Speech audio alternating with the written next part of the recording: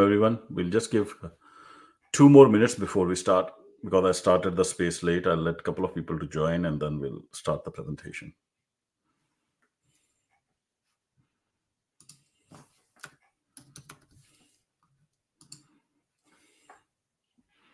While you guys are here, you can also view the presentation. I'm live streaming it, and I will share that link up so people who want to watch the live, they can follow the slides because I'm making a presentation using a PowerPoint.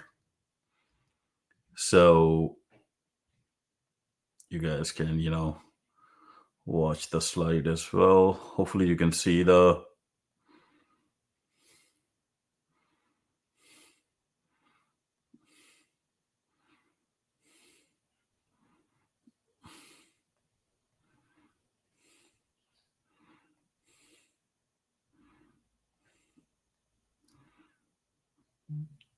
yeah, put the I have put the the live stream on the top.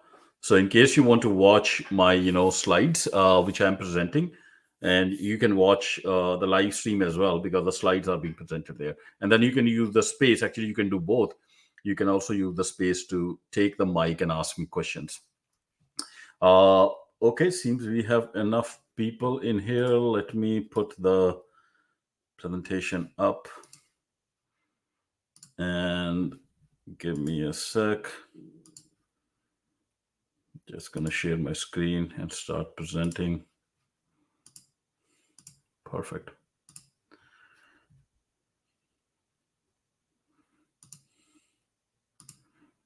Okay, great.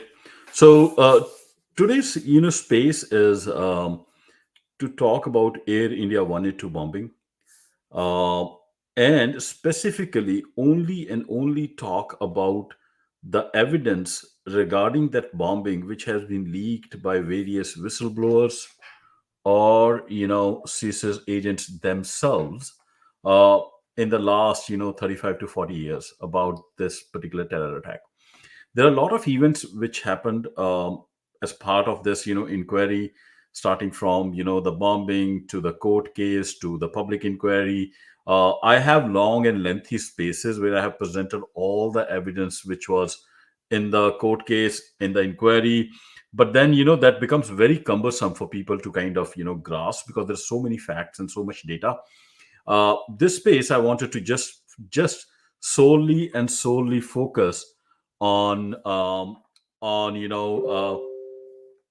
solely and solely focus on what the evidence is that CC's investigators have shared publicly.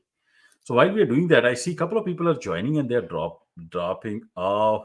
I hope there is no issue going on. Let me check. Can everybody listen to me on the live stream? Is the live stream going okay? If somebody can just double check. Okay, there are a couple of people watching me on YouTube. That's fine. But I see Tim. Tim, I just made a great friend. And he dropped off. He tried to take a speaker. I hope he's not having issues. Let me just ping him a bit.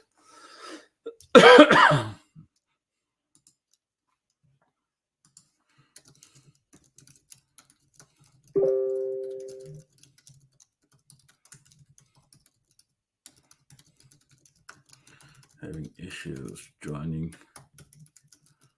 the space.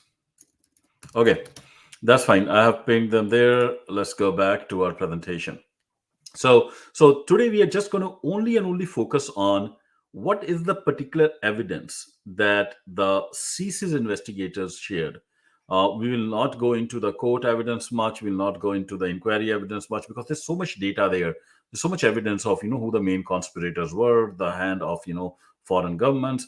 But I just want to focus on the CSIS investigators just to kind of keep the information focused, and I think that will be helpful. Otherwise there's so much data, it's difficult for a normal listener to grasp. So You should know by now what is Air India 182 bombing. If you don't know, just Google it. It was the worst terror attack in aviation history till 9/11, and even till today, it is the worst terror attack on the Canadian soil, wherein 329 people were killed. It is believed that a bomb went on off on that plane, though it is not conclusively proven, and that aircraft basically came down. It was flying from Toronto to London, and it came down in Atlantic, just short of Ireland. And there were 329 people on board. Majority of them, more than 80% Canadian citizens, though of majority of them were of Indian origin. So you can Google a bit more. It is widely believed that there are two kind of theories. Some are saying it was just the Sikh militants who bombed it, but there's a lot of evidence which actually shows that it was the Indian government which was, behind behind this bombing, to discredit the Sikh insurgency movement or the Sikh militant movement that was going on in Punjab at that point in time. So today's space, I will just focus on what the actual investigators say. We will not focus on these two theories. We'll just blankly lay out what CC's investigators who have investigated the bombing, they have leaked out either publicly, or they have actually leaked out as anonymous sources to some major publications like Global Mailer, etc. So that is going to be the focus. Okay, and if you want to know the whole story of Air India 182 bombing, all the evidence, I have a lot of other threads and live streams which you can find on my profile. You can go and watch them later. Okay, let's start it. Let's start with quote of Juneau Katsuya. He actually published a book in 2009 called Nest of Spies. It's the title is The Startling Truth About Foreign Agents at Work Within Canada's Borders. And he has a full chapter on Air India 182 bombing and how this bombing was orchestrated by Indian intelligence using some Canadian Sikh, foot soldiers, but with a real aim of discrediting the Sikh community and its movement worldwide. So it's a good book to read. Startling book. It is here on my, on my table. This is the book, and there's a very complete chapter. But I'm going to not read the whole chapter. I'm going to just read what he actually kind of concludes. So this is what he says, and I'm quoting him. Quote: Flight 182 isn't just a tragedy. It is also a Pandora's box with the leaden weight of Canada's entire governmental apparatus still sitting on the lid and trying to keep it shut. Concealed inside, apart from the murderers, is the dark history of India itself, in the form of steely eyed agents bent on settling New Delhi's accounts and prepared to cross anybody's borders in order to do so. How would Canadians feel if it were known that India's agents provocateurs had pulled just one tiny thread in making this disaster come about, or at best had known that it was going to happen and chosen to stand aside? What might Canadians do if they discovered that our authorities had tolerated foreign interference that was bound to spill quantities of blood for no other reason than to ensure the continued prosperity of corporate interests and the untroubled afternoon teas of our diplomats? I think that is the clincher. He basically lays out that all these facts were hidden from the Canadians to protect some corporate interests and to protect the foreign relationships and that between Canada and India. And we will talk about that corporate interest that he talks about here. He does not reveal it in his book, but what was that corporate interest which was driving the Canadian government to hide all this evidence of Indian agencies being behind this bombing was actually revealed by two other CC's agents in a separate whistleblowing or revelation they did to Globe and Mail and Toronto Star, and we'll talk about that. Yeah, I would say this is the this kind of it kind of shows that the control or the influence of corporate interest on our foreign policy and even national security was profound even in the time period of 1985 when this particular terror attack happened. So this is his direct quote, and you guys can read this book. I highly encourage you to buy that book. Okay, let's talk about when were the first allegations came. What were the first public publicly leaked information. What do we know the CSIS believed or was saying about this? So we have to read. The incident happened in June of 1985. By around October or even July to October, there were leaks in the press by the investigators, and those leaks were published prominently in almost all major newspapers of Canada, from Globe and Mail, Toronto Star, name it. Not only Canada but North America. I have taken couple of those clippings here to kind of just illustrate, what the investigators were saying. So this is one of those newspaper clippings out of probably hundreds that you can find if you Google the archives. So here it says, I'm quoting: Indian counter-terror trail, Toronto. Canadian police investigating the Air Canada disaster are pursuing a theory that a rogue element of the Indian government's own intelligence service may have planted a bomb on board the aircraft in order to discredit the cause of Sikh separatism, says the Toronto Globe and Mail. An Air India Boeing 747 en route to Bombay from Toronto and Montreal went down in June 23, blah, blah, blah. And then say, the Globe and Mail says the Canadian investigation team, headed by the RCMP and also including Metropolitan Toronto Police, Peel Regional Police, near Toronto, Vancouver Police, and the Canadian Intelligence Service, is proceeding on the assumption that the flight was bombed. The newspaper says the investigation team does not believe the Indian government actually sanctioned any bombing, but that an element within the Indian Central Bureau of Investigation may have taken it upon themselves to conduct the sabotage.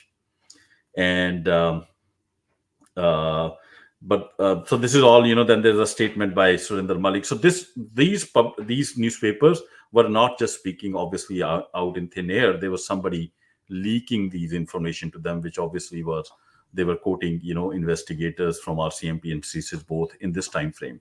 So keep this time frame in mind. We'll go year by year. This is 1985, just the year of disaster. Some other newspaper reports, same year. I'm going to just quote. You can watch it on live stream. I have given the screenshots, and I'm quoting. According to the investigators' hypothesis, some members of the intelligence service, acting on their own initiative, might have decided to discredit the Sikh separatist cause by planting the bomb or by arranging to have it planted by others.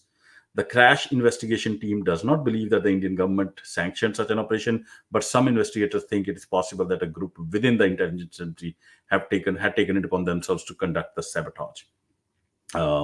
So that's one. There are a couple of other quotes on different other newspaper reports. There are hundreds of them. You can just Google it, or if you have access to archives. But I'm just throwing out a couple of them. There's another newspaper report. According to police sources, the notion that the Indian intelligence agents might be involved was first raised and pursued just after the crash. Police reasoned that if Sikh separatists might have bombed the aircraft to publicize their cause, a rogue element within Indian intelligence might have planted the bomb to discredit the Sikh cause. Again, I'm directly quoting from the newspaper reports. As part of their investigation, Canadian intelligence officers with the crash team are probing Indian consular operations in Canada to assess the extent of Indian intelligence activities in this country, its links with the Canadian Sikh and Hindu communities, and the influence it exerts in these communities. Another newspaper says, at this stage, the involvement of the Indian intelligence is as legitimate a theory as the involvement of the Sikh separatists, said a senior detective with the crash team in Toronto who asked that he not be named. So all these are reports which came out in 1985. It's basically the same year of the disaster. Some of the investigators believe, however, that the Indian intelligence operations independently of the consular missions by using money to create a network of informants in the Sikh and Hindu communities. Two of the investigators believe that one aspect of the Indian operation is to put pressure on Sikh extremists by maintaining a tension between the Hindu and Sikh communities in Canada. Okay, so this all was going on in 1985. We have actually no court case come out. The case is kind of still like a mystery. There is no evidence. Nobody's kind of caught. So finally, in 1986, though, almost all the Indian consulate staff across Canada is evicted en masse. And in 1988, there are two CC agents. Their pseudonyms are Pat Olson and Fred Gibson. They go to Globe and Mail, one Globe and Mail journalist, Zuhair Kashmiri, and another Andrew McDrew from Toronto Star, and they basically spill the beans on what the CC's believes was behind, and they lay out the whole evidence they had that it was, and their theory was, or what they were claiming was, or they were revealing was that they had full evidence and they were convinced that it was Indian government who bombed the aircraft, but there was pressure on them from external affairs not to put out the name of the Indian government and only focus on the foot soldiers that were being used, because there is it would endanger the entire relations between Canada and India. Plus, at that time, there was a huge pipeline deal which was up for grab. That pipeline was deal at that point in time. One Canadian company was the number one contender, and that Canadian company, and that was the biggest oil pipeline deal ever in human history during that time period. This is around 1985 to 1988. And so, and they said the specifically the name that the Joe Clarks, there was who was the external affairs minister at that point in time.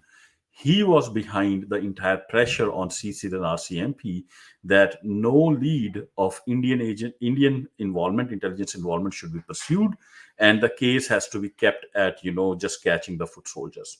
And they lay it out in not in a just a newspaper report. uh, Globe and Mail then published a three-part series on laying out the entire conspiracy. They name all the foot soldiers involved, all the Indian intelligence officials of that time who were involved. And the two journalists actually then publish a book. That book is called Soft Target: India's Intelligence, How the Indian Intelligence Service Penetrated Canada. This is the book. This is the exact cover that came out in, if you're watching live stream, that came out in 1988. Unfortunately, the light is, you're not able to focus. Let me try to see. This is the old version. I bought the old version. I wanted to have the original cover. Um, and then an abridged version was published in 2005. It's the same book with just one more forward edit, the revised version which came out. But in this book, basically, this book is the testimony of Pat Olson and Fred Gibson, again pseudonyms, because they couldn't reveal their true names because they would have, violated the Official Secrets Act and would have been persecuted if that was so. But I just want to lay out that when you go as a source to a major publication like Globe and Mail and Toronto Star, you cannot just lie. These publications have a moral duty. They have their own legal department, legal liability. They have to check the antecedents of the sources. So we should have no reason to believe that these were not CC agents. There were two of them, and this is what they said. Okay, what I did was just to say out what they revealed. You should go and buy the book definitely to read their whole account.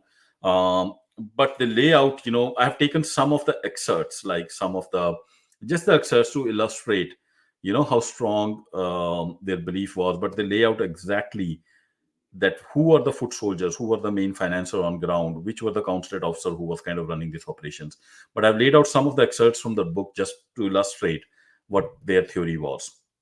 And this is one excerpt where one of the agents, CSIS agent, says, so convinced had CSIS become of the government of India connection that at one Air India task force meeting, a CSIS agent had seriously suggested that, quote, if you really want to clear the incidents quickly, take vans down to the Indian High Commission and the consulates in Toronto and Vancouver, load up everybody and take them down for questioning. We know it and they know it. They are involved. Here's another quote, thing that they read in the book. There's a lot they read in the book, but I'm just kind of taking some samples. And here they point out that the situation with the evidence of Indian involvement was such that CSIS forbade its operators to contact Indian agents. It had concluded that the Indian intelligence agents were more of a threat to Canadian security than a helping hand to Canada's domestic spy. And here's a quote. where CC agent, he says, if I was having coffee in a room with a Mountie and a raw agent walked in, I would get up and leave the room, said Gibson. Okay, here is a paragraph where they actually talk about how their, criminal flowchart that they had drawn in their investigation, headquarter looked like.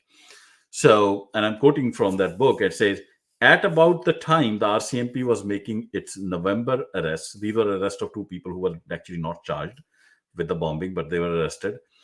Two senior CSIS officials in BC described at a CSIS meeting their version of a criminal flowchart on Sikh violence in Canada. At the very top, they placed the Government of India, and in brackets besides it, the Secret Service Bureau, CBI, RAW, Third Agency. Below Government of India were the names of Indian agents of influence and agent provocateurs. Below those were the supporters of the Babur Khalsa, many of them suspects in the two bombings. CC's agents believed that the RCMP task force was setting its sights too low in the investigation. So, in this book, they also point out that there was a bit of a rift between CSIS and RCMP. CSIS is an intelligence collection organization, also focused on external. RCMP is more like evidence gathering, who has to put a case in the court. And RCMP are more under the influence of external. And RCMP was basically gunning for that, let's catch the foot soldiers, that's it, and let's close the case. While CSIS was, no, we have to find out the real masterminds, who are the ones who were kind of supplying the money, who are the ones who were kind of doing the planning for all this operation. And in their books, it was the Government of India. This is the criminal flow chart they talk about, in the book. I've kind of made a version here for easy. They said at the top is Government of India. Then it's a research and analysis wing, which is the external agency, intelligence agency of India.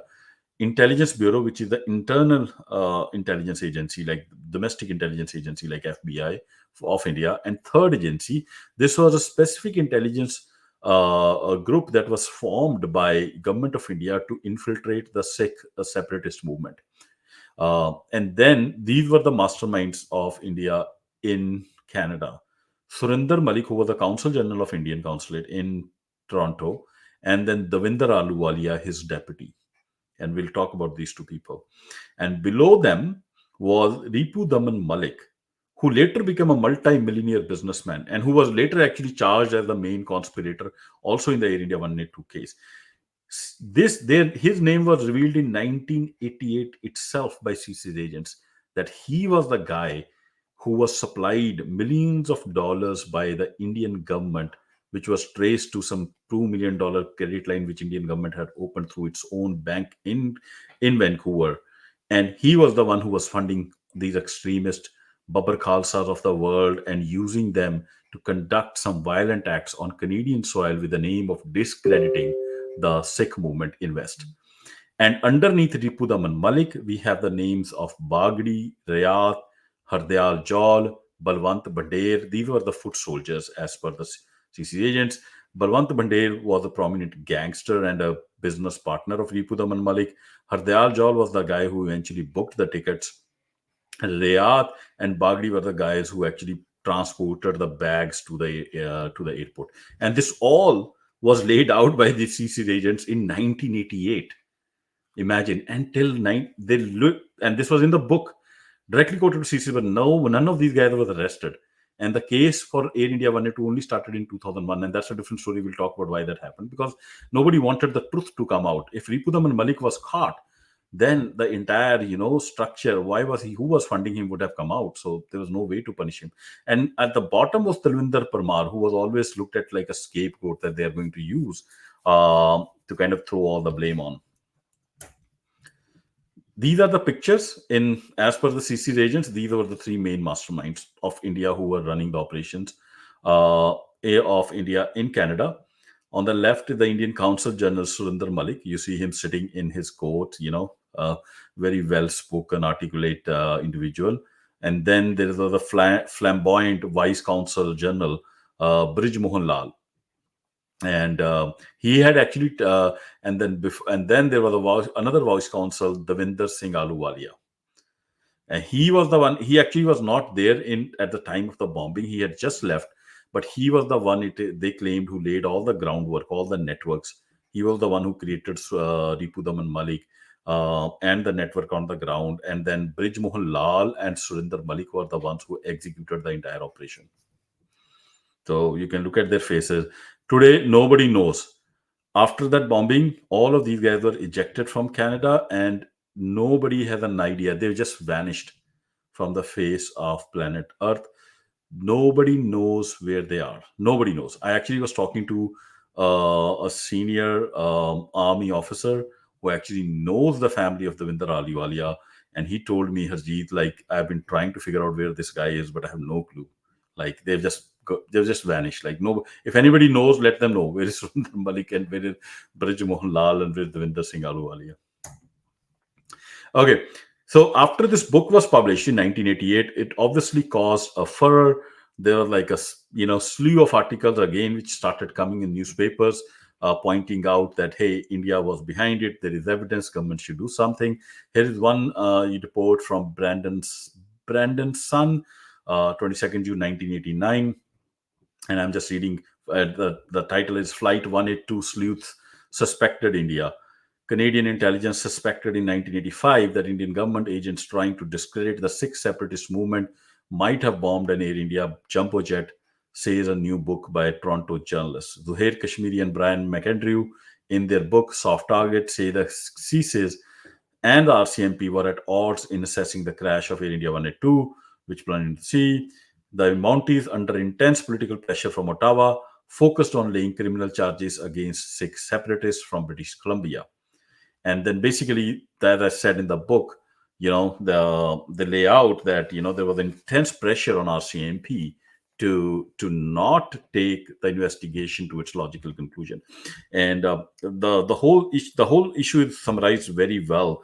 The testimony of Pat Olson and Fred Gibson is summarized very well at the back of the cover of this book, and I'm going to just read it out uh, for your benefit. Um,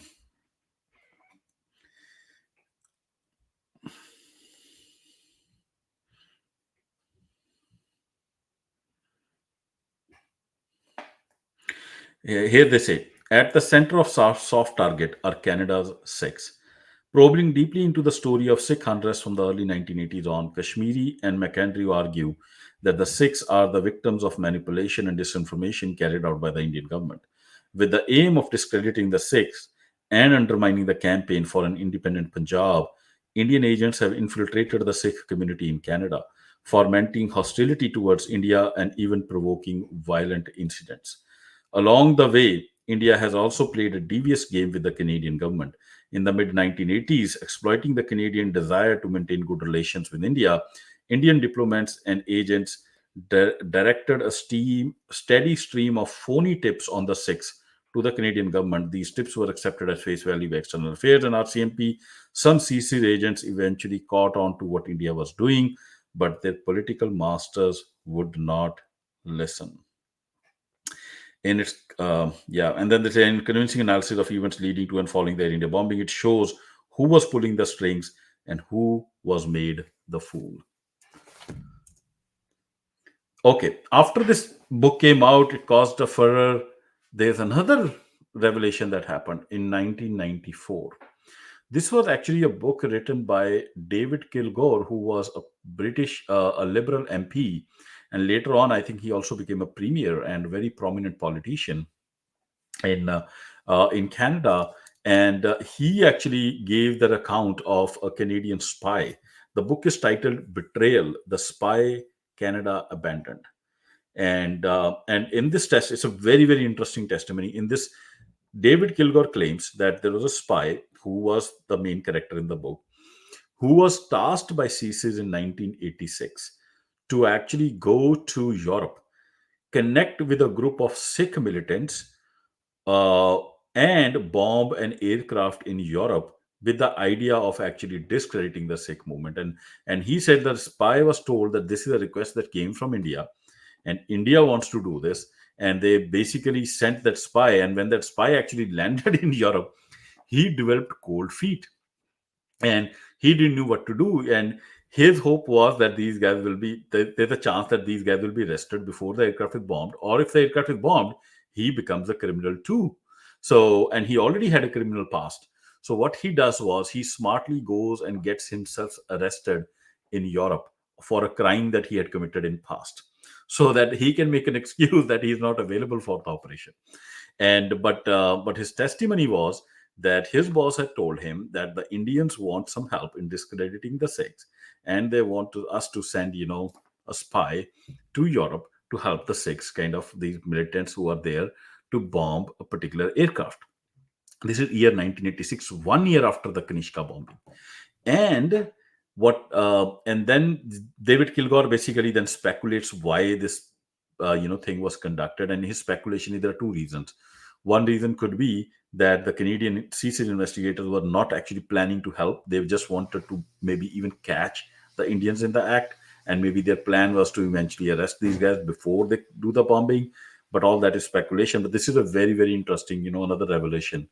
And there are multiple articles on this which come out, and you guys can read on it. Okay.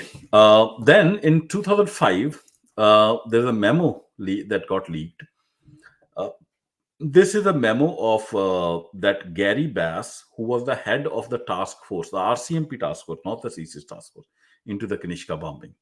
And in this memo, it is visible that he is trying to suppress any leads which lead to, the Indian consulate. Or he is basically telling his subordinates that don't follow these leads, or he's informing his superior actually that, hey, we have leads which will eventually, go to the Indian consulate, and it's going to blow up in our face because it has serious implications. And this is the memo. This got leaked in 2005, but it's an old memo. And I have given the picture of the memo here, and I'll read it for your benefit. And it says, clause 1, some serious concerns regarding possible Indian government involvement, which at trial may permit the defense to explore very deeply into what the RCMP and CSIS know on this issue. As I understand it, this is an area CSIS and our government will not wish to get into, as it may severely impact relations with India. There is a very real possibility that one or more of the targets we propose to wiretap are Government of India or RAW, India CIA, or informants for Government of India, RAW, or CSIS. The implications here are obvious. So this also came out. I kind of put it as a testimony from the investigators. So, so then all this evidence, right? These whistleblowers who are leaking information, obviously they can't come out like with their full names, because they only could go to credible publications, because they would have been violation in Official Secrets Act and would have been persecuted.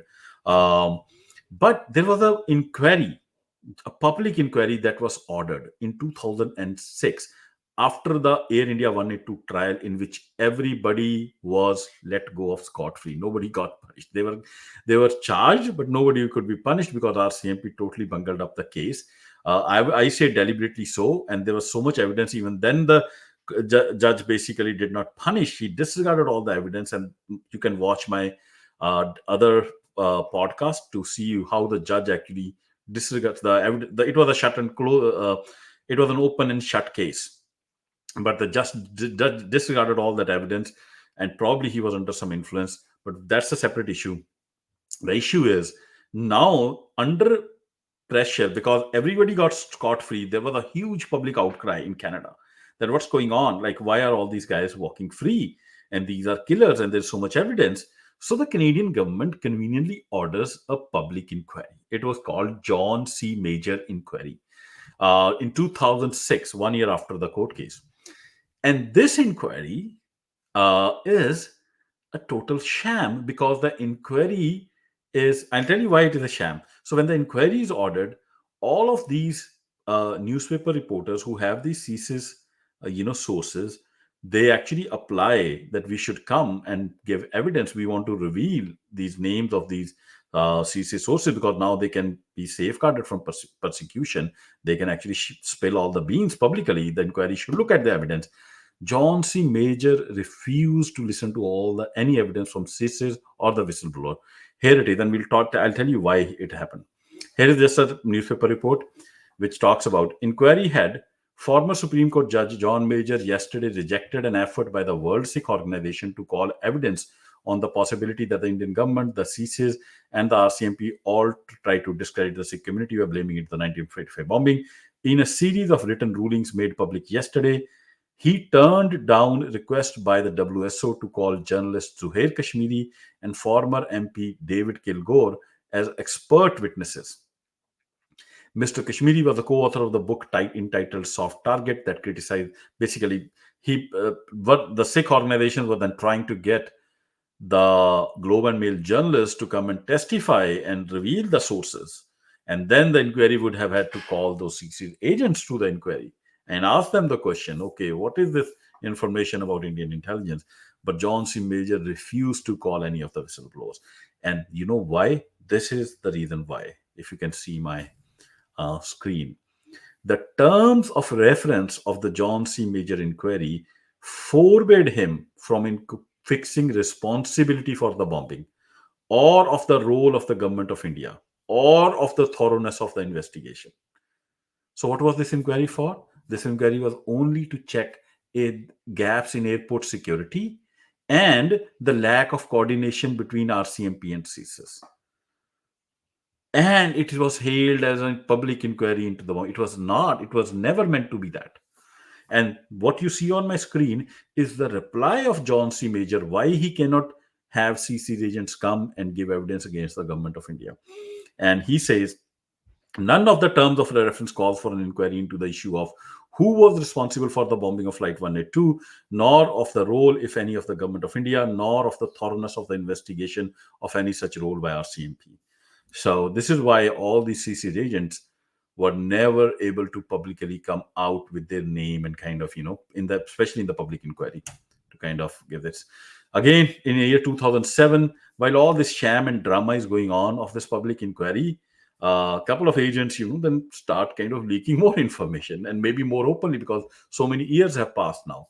And one of them is Graham Pinos, and he kind of quotes somebody else is saying, basically, he doesn't name himself. He's saying somebody else who is a senior official is telling me after the drinks that it was the India behind this bombing. And, we are under pressure not to name India.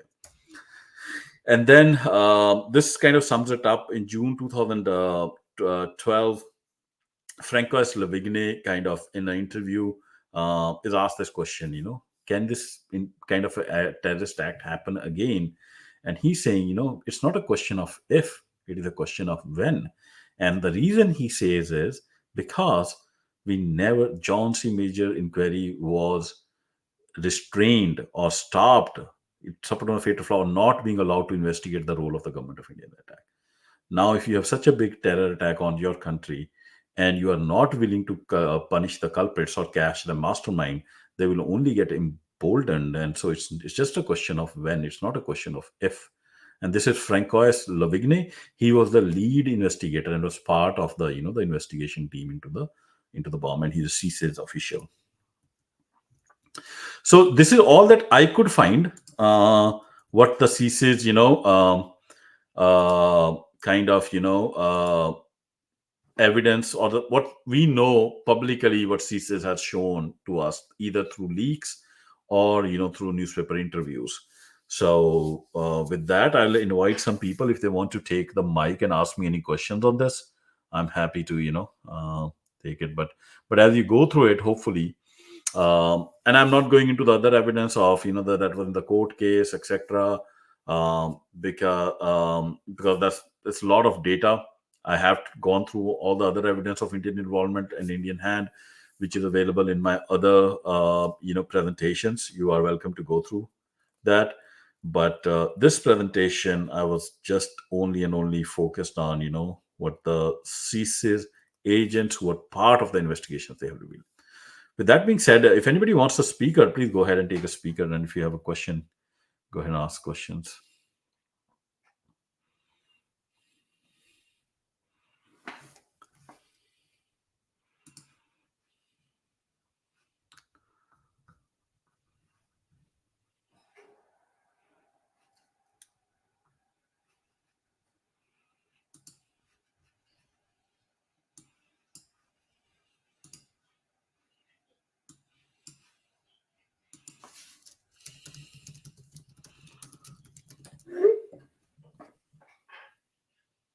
Okay. Oh, Buck is here.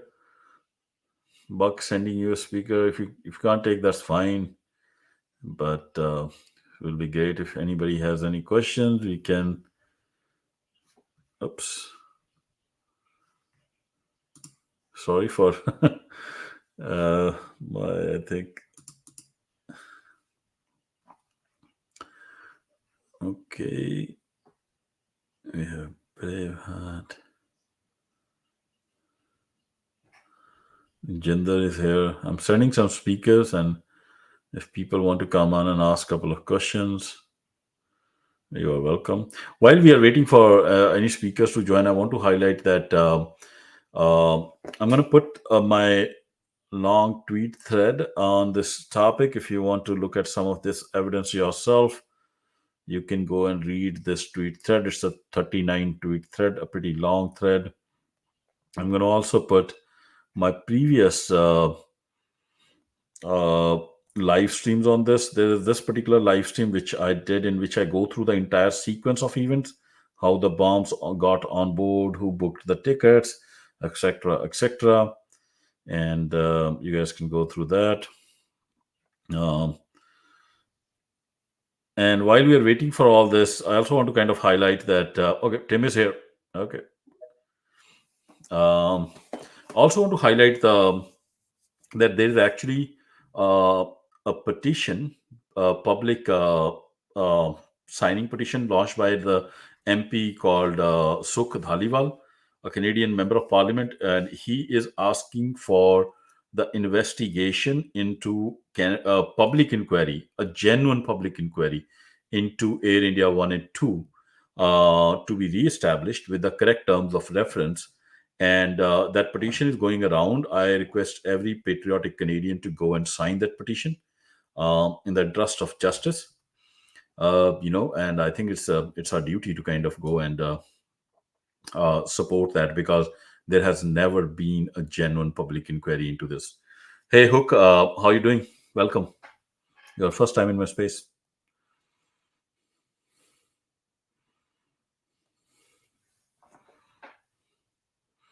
Yeah, I don't know. Tim is trying to take the speaker, but he can't for some reason. Hook, if you want to speak, you can go ahead. If not, that's fine. Let me call some other speakers.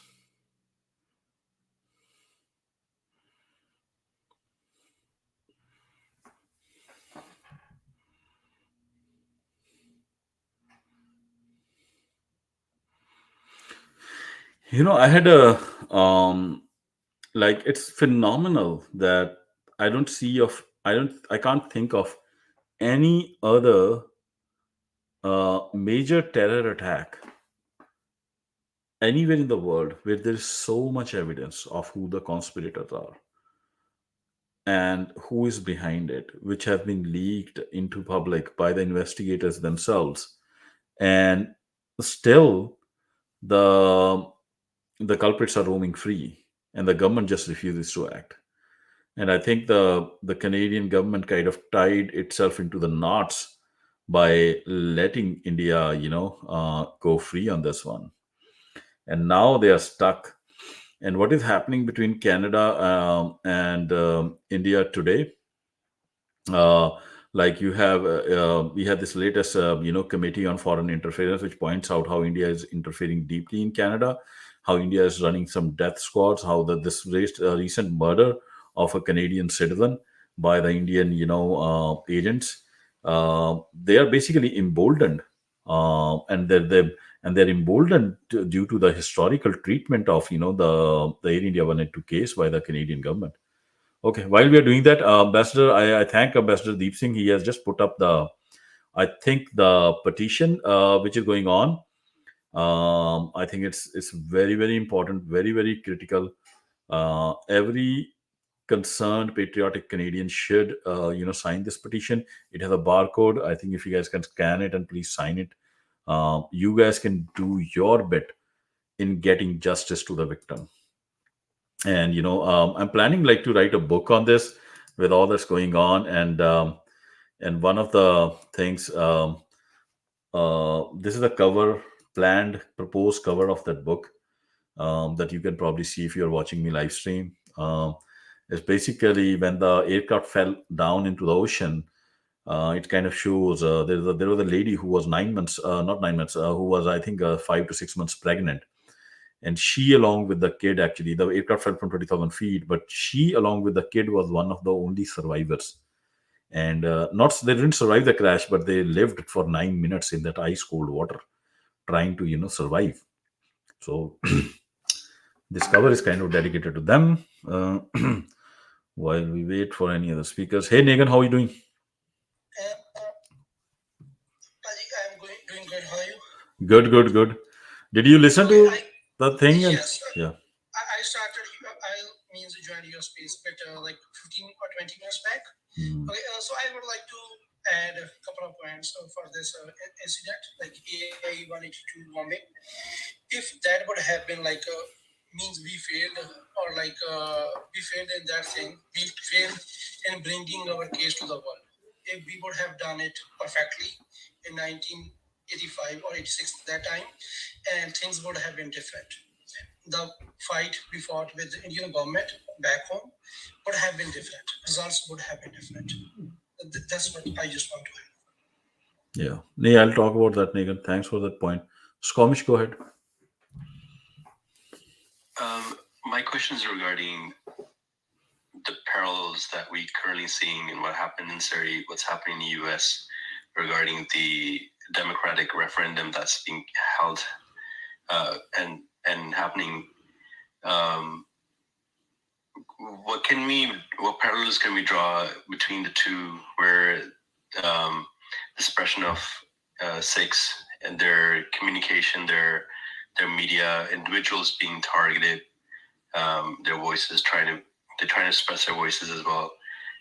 Media coverage in general, like how much Canadian media or U.S. media is interested to bring these news out versus the media establishment that India have had and has now as well. Like, can you draw some of the parallels so we can sort of, because we can relate to the time now, but what we're discussing is in the past, and it's easier to understand when we sort of put two and two together. Yeah. Yeah. No, I think that's a very good point you raised, Komish. Like my reading of the that time period. Now that I've read all the inquiries and the court cases and what was going on, um, the Indian government from day one has been an expert disinformation spreader, and they have mastered the art of aviation terrorism and also false flag operations.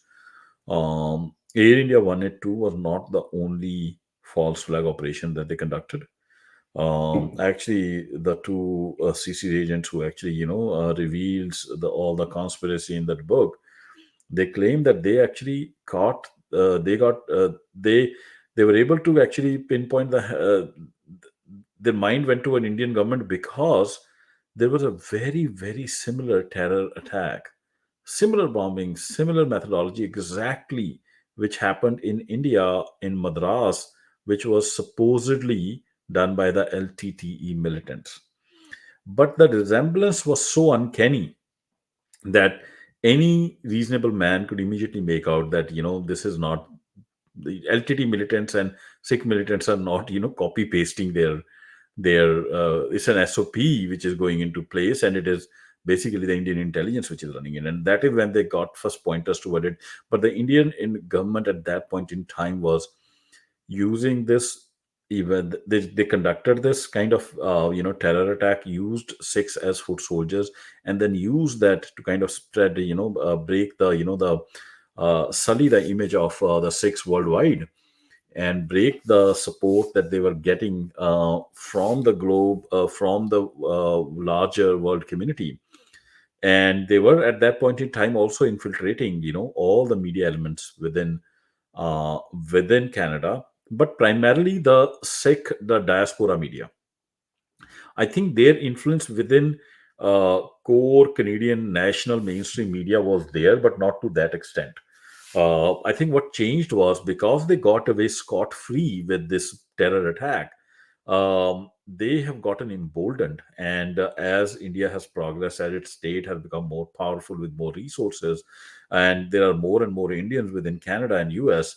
They are now going to the extent of co-opting some of the political parties. Like in 1985, they were able to put pressure on Joe Clark's using the pipeline, the oil pipeline issue. uh, that's fine. But today they have grown to an extent where they are funding and controlling who are the conservative candidates in different areas. And they're using a multi-pronged strategy. One is funding, definitely.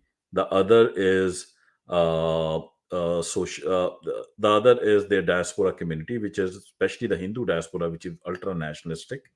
And the third one, I think, is their vast digital empire.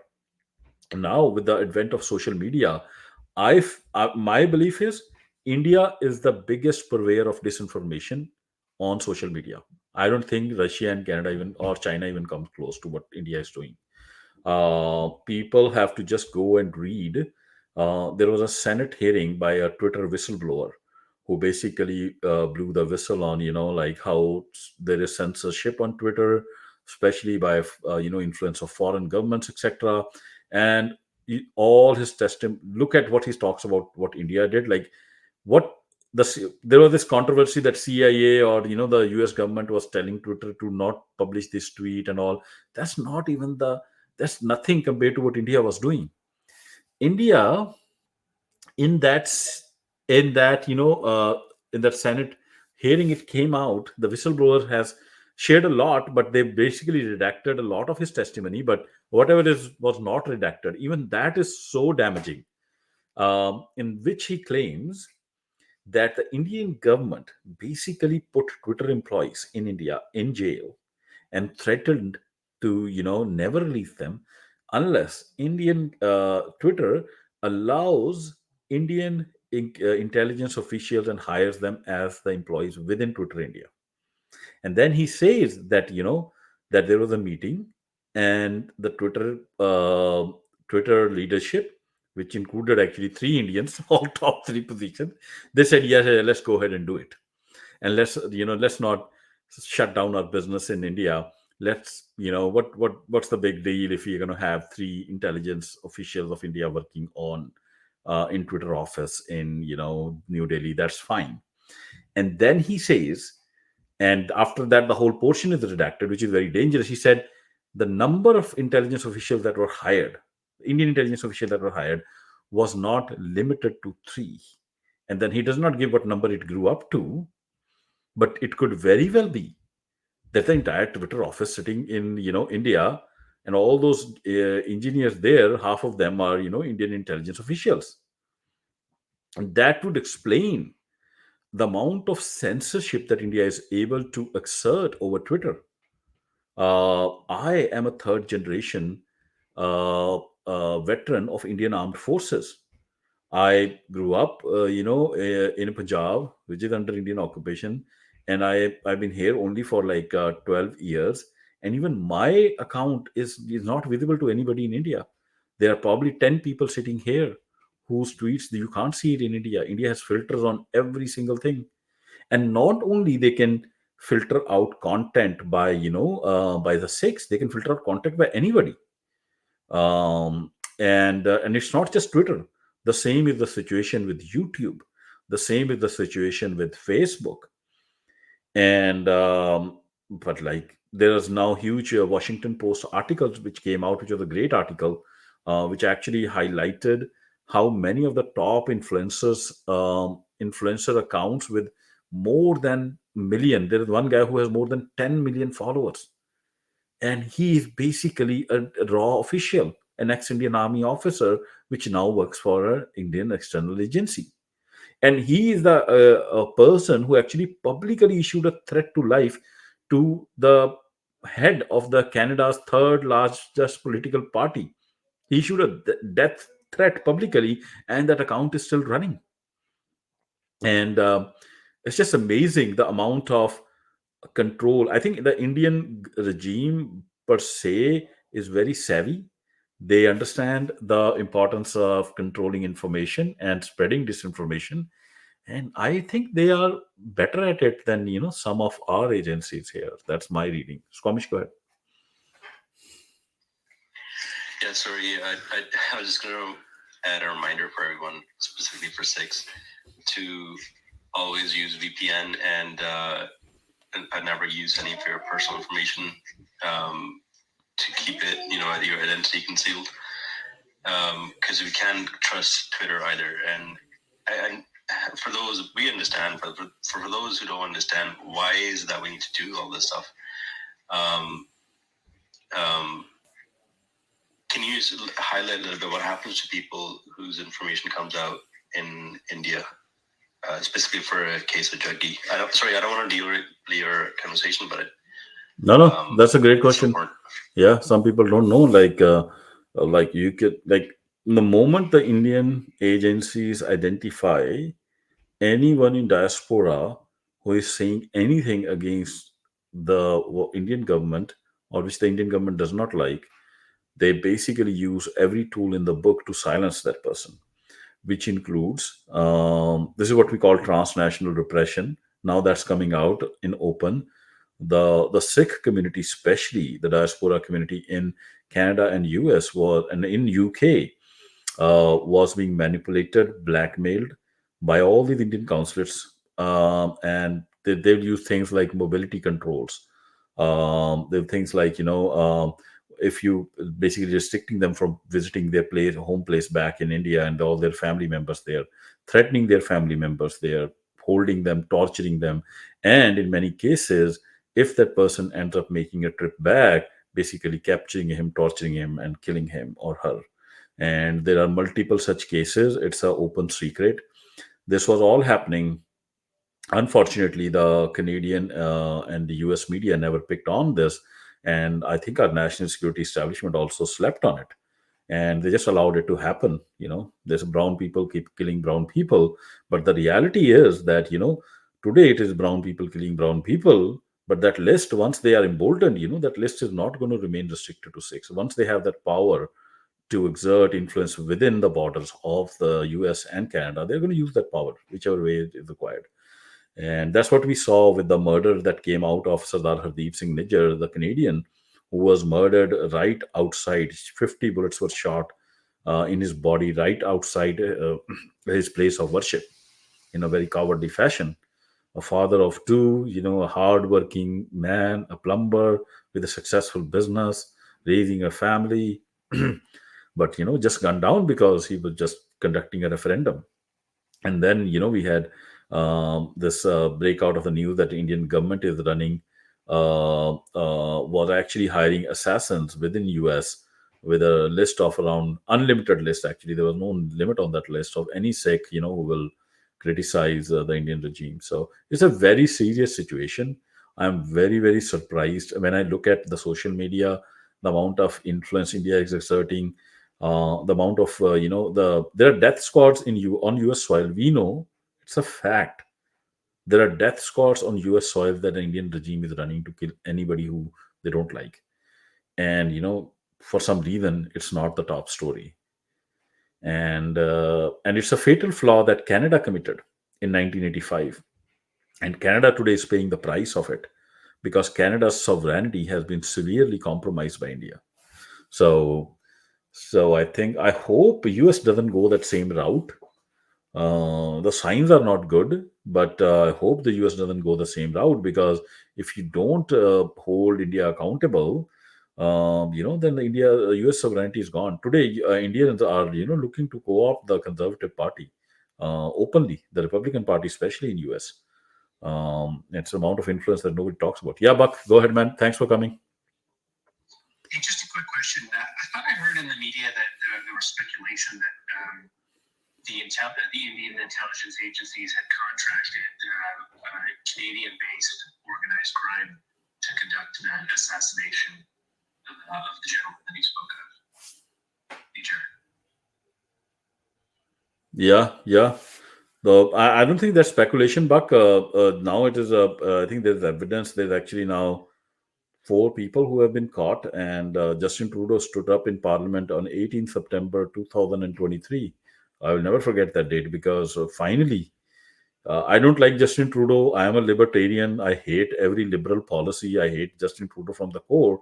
But I have to hats off to him for standing up in the parliament and letting all of Canada know that Canada is under attack, that there is a foreign hostile actor who actually murdered a Canadian citizen on our soil and now is looking to do even more. So that conspiracy, I don't know how much you know about it, but like Sardar Hardeep Singh Nijjar was a Vancouver, Surrey based resident. He was running a referendum for a peaceful creation of Sikh state in a state in Punjab, or freedom of Punjab in a state called in India, which is a Sikh majority state. And the Indian government basically hired some assassins to kill him. And it is not just him. In the same conspiracy, now there is a case going on in New York where FBI, or the New York actually AG, has indicted a couple of the whole Indian government, and they basically caught evidence that there was a Indian raw official from India who was in touch with a couple of assassins in US, trying to hire them to murder. They, at that point in time, he had a list of around 20, 30 prominent Sikhs, murder them for money. And unfortunately for them, the assassin they contacted in US ended up being a DEA agent. And the DEA, and they basically were just talking to a DEA agent all the time. And in that indictment, it's kind of revealing. In that indictment, they reveal that the person who was talking to this DEA agent to hire assassins was actually, at one point in time, he basically takes his video camera. He's having video calls, and he takes his video camera to the government building where he makes the assassin meet the high officials of Indian intelligence. And the insinuation in the indictment, and then further some newspapers have revealed that on that video there are no less officials caught, but even the NSA of India, which is the National Security Advisor of India, is on that video directing the assassin to conduct a murder of around 20 to 30 American citizens. And that indictment is today, that case is running. The person who was running that, who was contacting the DA agent in US, his name is Nikhil Gupta. He actually then traveled to Prague, uh, and then in Prague, basically US officials then had some influence. They had him caught in Prague, and from there they had him extradited back to US, and today he's in New York. But he again is just a foot soldier. The real element is the top Indian officials. It's a very serious situation. I'm kind of surprised that our media has picked it up. There have been multiple articles on it, but it has still not gotten the steam that it should. This should be the number one, discussion on national TV in US and Canada, because to me, this is the number one security threat that we have evidence of. But we are all kind of talking 90% of our time is spent on China and God knows all these other places. But there is a real clear and present danger. A country caught trying to assassinate Americans on American soil, and the leader of that country is still coming to US, and he's embracing Biden while his people are trying to murder Americans. It's a shame, honestly, in my books. Yeah, go ahead, Skamish. How do you see the Modi's visit coming to US with such an Indian drama, like where people are crying, trying to touch him, considering him as a god? They have a bunch of women saying Modi, Modi, and also singing for him. Why? What's the and then even we saw something parallel in Toronto. There was an incident related to a Jew student, and people were there with the Indian flag. So what's up with the Indian flags in other countries? So if they are in other countries, why are they not, like citizens of that country, like carrying a flag of that country, versus they always like pulling their Indian flags? Yeah, I think you bring up a very valid point, right, Skamish? The the what the Indian government has done is they have very smartly weaponized the Indian diaspora and made it a instrument of their foreign policy. So they have this huge amount of Indians who are living in US with US passports, but they have been brainwashed into Indian nationalism and into hating West, the Western freedoms, and basically in their mind they have created this thing, notion that Indian civilization is the topmost, and we have to somehow take down West and destroy it from inside, and they are using them as a weapon because this is the Indian state's mindset, which has now, through the power of social media, through propaganda, has now kind of infiltrated the mind of the Indian diaspora. Most of the Indian highly educated diaspora, if you look at the numbers, okay, the Indian diaspora is the in the highest income bracket in US, is the most educated, the most prosperous, because they are coming mostly from the highest caste group in India. They are already the casteist elite of India, which kind of believes in this, apartheid system, and which believes that India is the topmost civilization in the world, and and all these countries are our enemy. And now Modi is successfully using that diaspora to gain influence within US. So there was this event that happened. I think the lids came off in the Howdy Modi event. If many of you remember when Modi took Trump to a stadium in Texas with 40,000 Indians inside chanting, with waving Indian flags. And basically, he was telling Modi, I can win you the election. There are so many senators whose seat today is dependent upon the Indian American vote, and they all know that these Indian Americans are basically they worship India's flag, and whatever Hindutva and Modi and all these guys. So they are always self-censoring. They can't say anything against India. Even if the Indians are caught, running death squads in US, they have to remain quiet, or they have to kind of work behind the scenes to do something, but they can't openly come out against it because everybody at the end of the day have to fight elections. So I think that has created a huge national security issue where a third world hostile country has weaponized our own freedoms against us. Because we are not like India, where we can just grab hold of these Indian nationalists holding our passports and basically start persecuting them. We are not that. That's not the value of America. We can't do that. So India knows that. So India is saying, okay, great. Let me take advantage of it. And why not? If I was like Modi, I would do the same. I think it's a grave situation. People don't realize how serious this is. Yeah, go ahead, Skamish. Um, Sorry for I'm asking a bunch of questions, but okay. So if I were to look at the history, Six had quite a representation in many things, like Olympics, from representing other countries such as Kenya, um, even even majority from India, Punjab, being part of the military, like carrying missions in Bangladesh, getting them their freedom, fighting in Sri Lanka, and many such. Uh, in World War One, two as well, huge numbers. What I'm finding is that all the efforts done by Six, particularly, are getting hijacked from getting the credit and passing on in the name of India. How do you see that the encapsulation of or taking over of those contributions by India and sort of putting them in the same bucket where Six are clearly don't want to be in that bucket anymore? What do you see then in the future if this continues? Like, for example, even we're noticing in Canada, there's a definitely right-wing hate coming towards Six, and that's mainly because they're more visible in the crowd. But we know that they're not as big of a percentage as compared to other Indians coming to Canada, right? So how do you see that in the future? Like one way we are shrinking for sure, and second, we also get the heat for what other people do.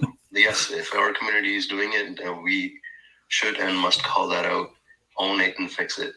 But we can do that with other communities. So how do we manage that piece? Yeah, no, I think you kind of, it's a very sinister strategy in Squamish, very sinister, right?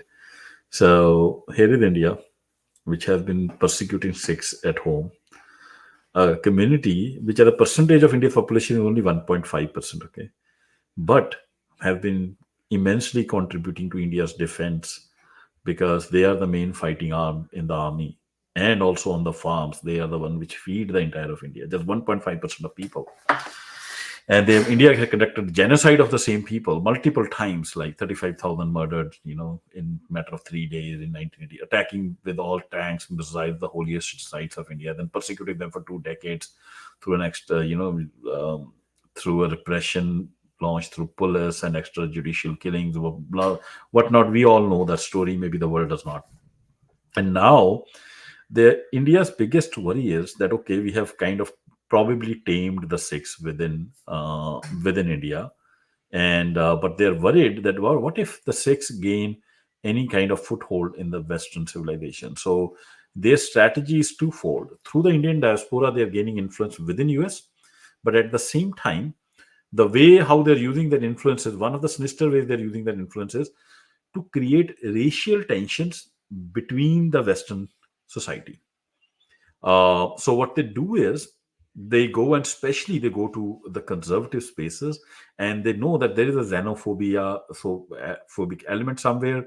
There's a lot of immigration that have happened in these countries, so there is definitely a problem with immigration. There's no doubt with it. People's way of life is getting threatened, but they are trying to use that peace, that genuine concern, and try to add fuel to the fire rather than try to find a solution. So they are using their diaspora and influence within US to further make deepen the divide between the left and the right. If this foreign interference is not there in our society in America, I have no doubts. Like, irrespective of how divisive our media is, how corrupt our politicians are, how problematic our corporate interest is, the left and right within the US is very much capable of finding the right balance. The people are very much capable of finding the right balance. The issue is that we have these foreign hostile players like India, who, and even Russia, who don't want that to happen. And what they're doing is they're using their vast influence in social media, and in diaspora, I would say, especially India in diaspora, which is trying to now deepen these divisions and even cause racial riots. India will love to have a race riot in US and Canada, because that would just undermine US soft power across the globe. US will have no feet to ask any country to look after the human rights of their people, blah blah blah, the lecture that India gets all the time. So it's in India's interest to come here and use the diaspora to kind of somehow start a backlash against the immigrants. It's a very cynical way if you think about it, but it is what it is. And it will really benefit India, because now the US will not be able to lecture India. Plus, the backlash will only come against the Sikhs, because if you look at the data, Sikhs are a visible minority. After 9/11, all the hate attacks that happened across US, 95% of the victims were Sikhs, because they looked like Muslims. Because of the turban and beard, everybody thought they're Muslims. And if you look at the FBI hate crime data, Sikhs are 14 times more likely to be a hate crime victim versus the second highest likelihood layer of ethnicity. Okay, so we are at the top most. If there is a hate crime or racial backlash, we are at the forefront, irrespective of whether it's our fault or not. Does not matter. It's just statistics. It's just reality. We have to accept it, and the Indians know it. 14 times more likely than the second highest likelihood. Okay, so imagine, it's not even close. The first and second position of likelihood is not even close. Okay, so so Indians know it. So they're very happy if can, and they are pumping all these illegals from the Mexican border, which in the past just used to be economic refugees or political refugees. But now we have Indian nationalists. They are no longer just refugees. I was reading, there was I think a couple of months back, France stopped an aircraft, a Boeing 777 or whatever that big aircraft is. Okay, It was coming from Delhi and was supposed to refuel in France and go to a South American country. They stopped it because it is very strange that it's not taking any passengers from France. All the passengers on that aircraft are going from Delhi to the South American country. And when they stopped it, they took everybody out. Not a single passenger was a genuine passenger. All of them were Indians. All of them were planning to jump the border from South America through Mexico into US. So you tell me, can such an aircraft take off from Delhi without the support of Indian intelligence agencies? It cannot. The Indian intelligence agencies are themselves running human trafficking networks. And it rung when they took down this aircraft, why it rung a bell? Because I had a friend who was, who's in the who's now a high who was in the army with me, but now is in the government. So I was talking to him 4 years back, and I was just talking to him that, hey, I'm suddenly seeing so many Indians around me.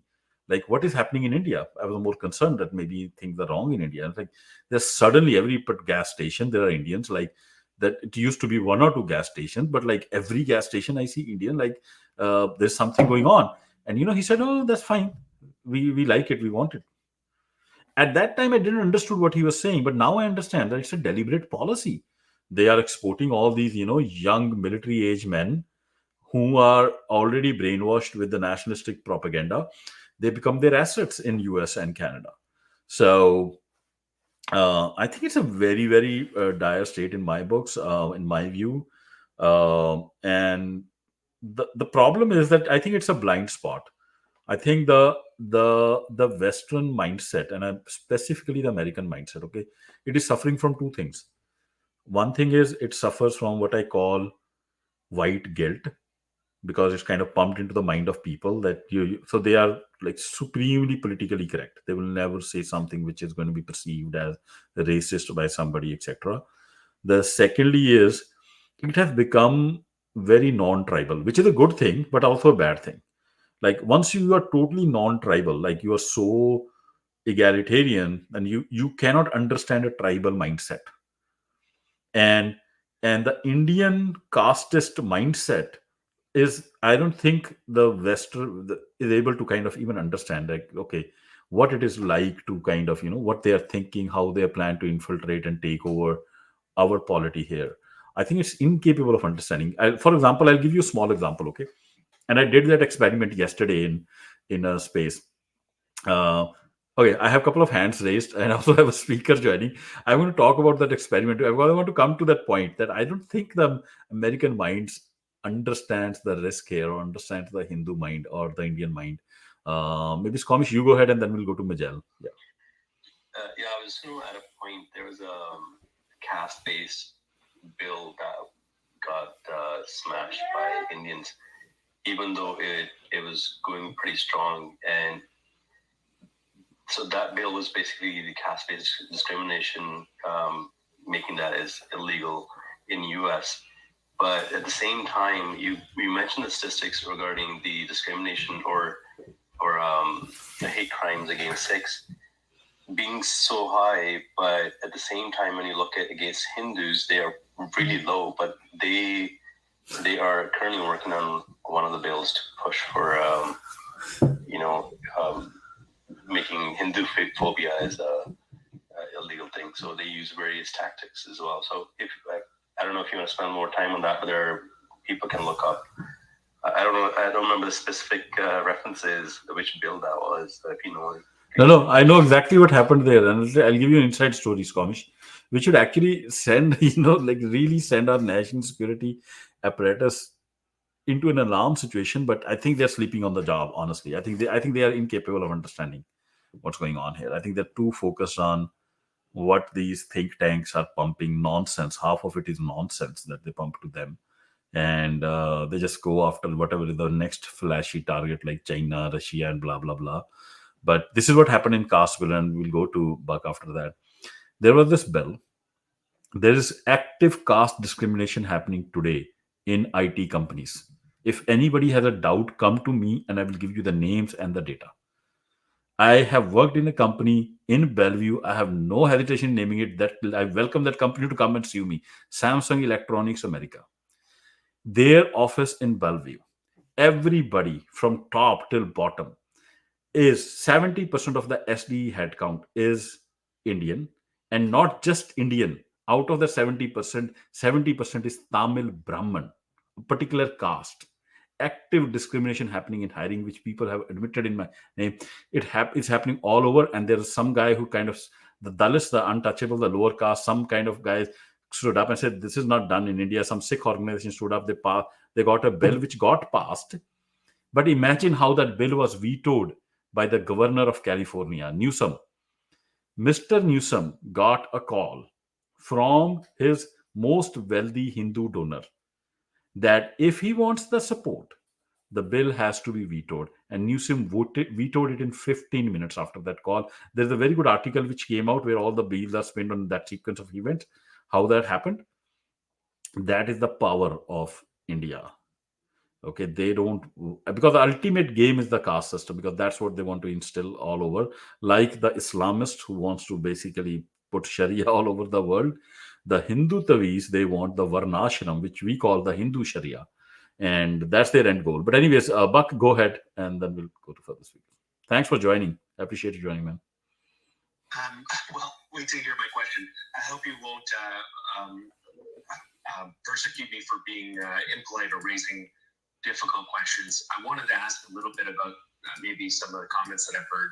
Squamish, you mentioned that you were surprised or dismayed that Indian Canadians are waving an Indian flag in Canada, to raise their issues. I've certainly seen the Khalistani flags all over this country. I've also seen the open display of weapons and violent gestures, not actions, but gestures aimed at people in public places. May I ask, maybe I'm just not culturally sensitive enough to understand this. I understand that in Sikh culture, there's an important belief in being armed and defending oneself. But help me understand why that needs to be a public display, and is that hurting the Sikh community's cause by essentially providing the optics that make them look like an aggressor in this situation? Sorry if this is an indelicate question. No. You don't.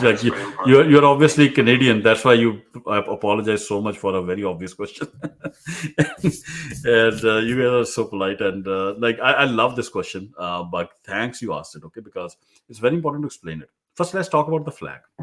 The Khalistani flag and the Indian flag. These are not equal things. India is a foreign state from where somebody has come here, and he has decided to relinquish that, not live under that state, because it is either not giving him or her the economic opportunities or social opportunities, or they are facing persecution. The Sikhs are here because they're getting persecuted in their homeland, which is being destroyed by Indian state, blah blah blah and whatnot. So they're here. Once they come here, they get all the liberties, all the equal statuses that you are getting. I am getting the same. They fall in love with this country. Not just Sikhs, many Russians do it, many Chinese do it. All the persecuted minorities all over the world, when they come to US, they feel at home, and they give their allegiance to the American flag. The Indian flag and Khalistan, when they wave the Khalistani flag, what they are saying is, hey, these same liberties should be available to people in the third world as well. The same values, that the same equal citizenship, the same Bill of Rights that we have in the American Constitution need to also fly in Punjab, where we are persecuted from. So we don't have those rights here. I guess what I'm asking is, would it not be better to advocate for civil liberties in the country that you're in, rather than asking, Canadians to do something about India? No. We just went through martial law in this country. Yeah, let me finish. Look, are we perfect? No, we're not perfect. But do we have, any Canadian has the right to say that there should be freedom and liberty in some other part of the world? Yes, that's our core value. But the waving the Indian flag is very different. Now you are waving the Indian flag, and here is the flag. Here is the country that you have left the allegiance to. There is no Khalistan on the world. There is no state called Khalistan. It's just a ask. It's an ask of liberty and freedom for people living in that part of the world. You can ask for freedom and liberty any part of the world. I have no issues with that. I have issue with one thing. If tomorrow you are going to wave the flag of a third world country, which is already a state, and then say, I am more loyal to that state versus I'm more loyal to the American flag, that I have an issue with. Because now you are saying, okay, I'm sitting here, but my allegiance is to the Indian state. So if your allegiance is to the Indian state, then why are you here? The Sikh, as a Sikh or any persecuted minority, you can make an argument because, hey, I'm persecuted. I can't go back. They'll kill me, murder me. I'm here. You have given me refuge. Thank you very much. But like, what is the argument here to wave an Indian flag? You can wave an Indian flag and say, if India was a great country, like which gave something great to its citizen, even then, maybe in some occasions, I can say, wave the flag and say, look at India, it is giving free healthcare. Let's learn from them. Fine. But here are the people who have American flag, American citizenship. They are waving the flag of a foreign state and saying in their mind that that state is superior to America, and we want America to become that system which we know is way more inferior. We escaped from there, and that is where I see the blind spot. There is no equivalence between a Khalistan, flag of like a myth, or like there's a empty state. It doesn't even exist. It's an aspiration of freedom for people in some other part, versus waving the flag of another state which we know is the biggest violator of human rights, and saying that we I'm more Can allegiance I to them ask than though? to, yeah. Are you equating the Calisthenic flag with liberty principles, or is there a political message associated with that you're not acknowledging in this conversation? No, no, I can acknowledge. We can like, yeah. If I waved a Catalonian flag, right? That means more than just, well, I value freedom. No, it's a sovereigntist flag. If I wave the Patriot, the French Le Drapeau Patriot, right? That means more than just liberty. Like there's additional meaning embedded in that, and if you're rooting your analysis in the United States of America, why not just wave an American flag? Why a Palestinian flag? Yeah, no, absolutely. There's always American flags at a Khalistani protest. So you will see always. There's always American flag along with the Khalistani flag. But to your question, you have to then say, what does the waving the Khalistan flag mean? You have to define that. You cannot just criticize it. And that's what I'm defining. It is an aspiration for people living in that part of the world, which is Punjab, to have the same liberties which American Constitution gives it. And this is how we define it. I am a Khalistani. Ask any Sikh. Go and interview any Sikh. What is Khalistan for? They will tell you the same liberties that we get in America. We want the same liberty and justice in Punjab. That is what the Khalistan. For that, you have to understand what the whole Khalistan movement came about. What were Sikhs fighting Indian government for? They were not fighting, Indian government because they don't like the face, the Indian name Indian. The Indian government does not give the same guarantees, the freedoms, the liberties that American Constitution gives us. We are not perfect, okay, but it gives us, way better than what we get there, and this is the same liberty those people are demanding. And I'm happy to tomorrow. We should do a case.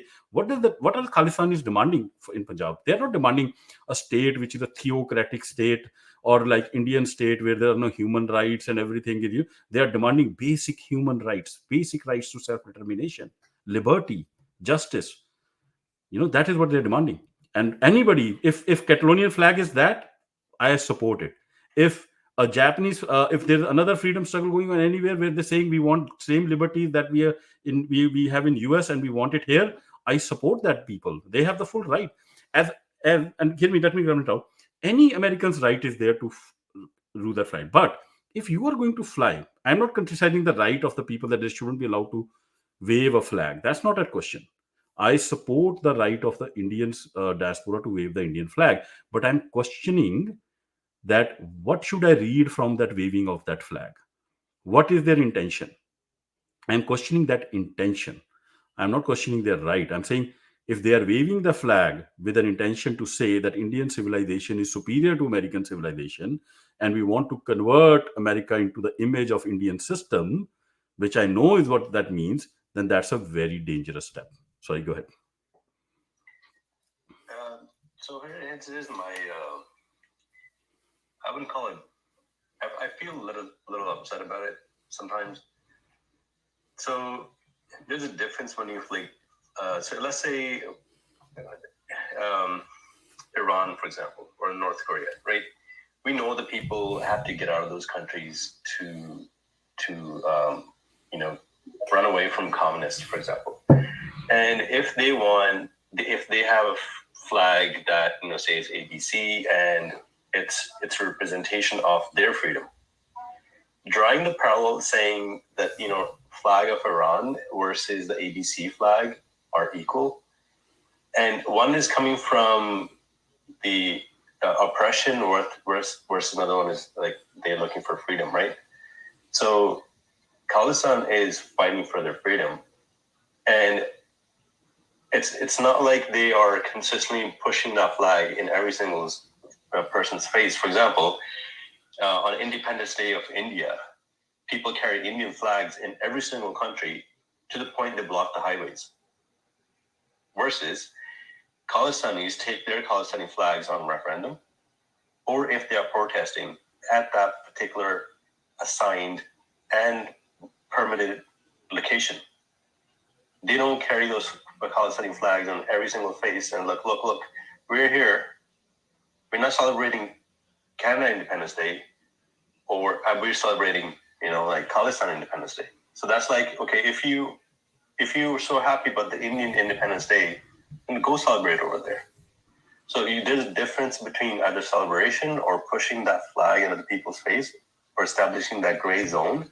I posted a video on top by Suhag Shukla. She's, I think, working with the Hindu Organization of America, half. And she tells everything in there, that they are the soft power of India in US. Similarly, that's what we're saying.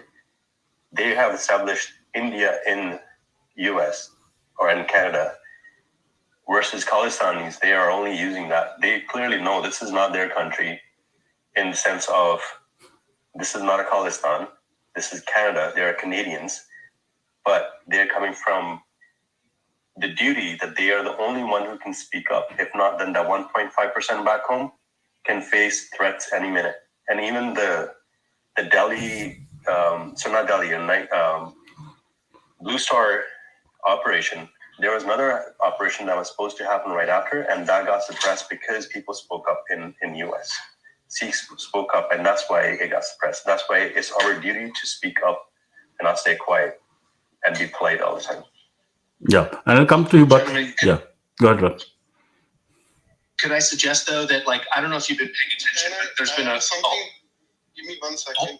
Can you add ਇੱਕ ਗੱਲ ਜ਼ਰੂਰ important ਇਹ ਆ ਕਿ ਜਿਹੜੇ Indian nationalist ਹੁੰਦੇ ਇੱਥੇ border cross ਕਰਕੇ ਪੋਲੀਟੀਕਲ ਸਾਲਮ ਅਪਲਾਈ ਕਰਦੇ against India party to party from against the BJP, that people have hand in the Indian flag. ਇਹਨੂੰ ਥੋੜਾ ਜਿਹਾ ਰਜੀਵ ਭਾਜੀ ਓਪਨ ਕਰਕੇ ਗੱਲ ਨੂੰ ਦੱਸੋ ਕਿ ਪਹਿਲਾਂ ਨਹੀਂ ਸੀ ਲੋਕ ਇੰਡੀਆ ਦਾ ਫਲੈਗ ਚੁੱਕਦੇ, ਜਿਹੜੇ ਅਗੇਂਸਟ ਇੰਡੀਆ ਦੇ ਸਾਲਮ ਅਪਲਾਈ ਕਰਦੇ ਆ, they hold the Indian flag. That's the very important. ਹਾਂ ਠੀਕ ਹੈ ਨਹੀਂ ਮਜਾਲ ਪੋ ਤੁਸੀਂ ਮੈਨੂੰ ਡੀਐਮ ਕਰ ਲਓ, ਹਨਾ, ਕਨਵਰਸੇਸ਼ਨ ਤੁਸੀਂ ਮੈਨੂੰ ਕਰ ਦਿਓ ਡੀਐਮ, ਮੈਂ ਮੈਸੇਜ ਪੁਆਇੰਟ ਚੱਕ ਲਾਂਗਾ ਨਾ. Good point. So, sorry, Buck, go ahead. But I just want to add, okay, Squamish, to your point. Just want to butt Squamish's point. Look, it is not a question, okay, whether they are taking permission, waving the flag. That's fine. That's important. But the question is, my worry is, what do these flags signify? What is the intention of that person? That is what I am concerned about. What does that signification mean? Anybody have any right? We are a land of the free to wave any flag. I don't care. I'll be very un-American if I say, oh, why are you waving this flag? You don't have the right to wave that flag. They have the right to wave the Indian flag. Fine, great. Anybody has the right to wave Cuban flag. Even people wave Russian flags. That's what the core of America is. You can do whatever you want, but you cannot just ask. Then if you do it, then you cannot, you cannot stop me from trying to understand why are you doing it. So I am making a differentiation here. There is no equation. Here is a group of persecuted people who are saying, and I am explaining it to you, and if you don't believe me, you can ask me a question. We are waving this Khalistani flag because we are not saying establish Khalistan in US. We know US is free. We have liberty. We have to improve a lot, I know, but that's fine. We are still, what we are saying when we wave the Khalistani flag is we need the same liberty, same justice in for people in Punjab and peacefully, and we are demanding that. That's a very noble thing to do. Everybody should wave it. But here, when you wave an Indian flag, what you are saying is, here is a state, a foreign state. I have come from there. Why Sikhs are also coming from India technically? Why are they not waving the Indian flag?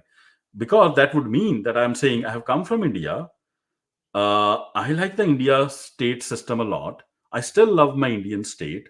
It is beautiful. It is the most beautiful place, and I want it to be basically. I want to spread its message within US. I say, then why am I here? Am I here just to spread India's control and influence here? What has India given? India is worse on human rights. India is worse on treatment on its minorities. What is good in Indian system that we should actually copy? Nothing. So then I am basically an infiltrator of that particular state. So that is my worry. Go ahead, Buck. So this is really more a Canadian particular question that I have, maybe for Squamish. But I don't know if people have been noticing, but there's a freedom movement that has risen up in Canada as a result of essentially the actions of our government under the influence of foreign influence. And I'm not talking about India, and I'm not talking about China. But we Canadians don't have rights. We Canadians don't have an equal society. We Canadians don't have the right to protect ourselves. We don't have economic right. We don't have bodily autonomy. And so I would suggest, particularly during the COVID era, that advocating for this Khalistani cause of freedom, when Canadians didn't have freedom, was a missed opportunity to hold hands and arms with your brothers in the fight for freedom where you live and where you can affect policy. And so I wonder if you could just speak to that, because it is hard for Canadians to understand why we should sign petitions for commissions of inquiry for matters from 40 years ago, when this nation is not sovereign, this nation is not free, and Canadians have literally died because of the actions of our government. Still are to this day. Awesome. Great question, Buck. Okay. Now what you are raising is a question of priorities.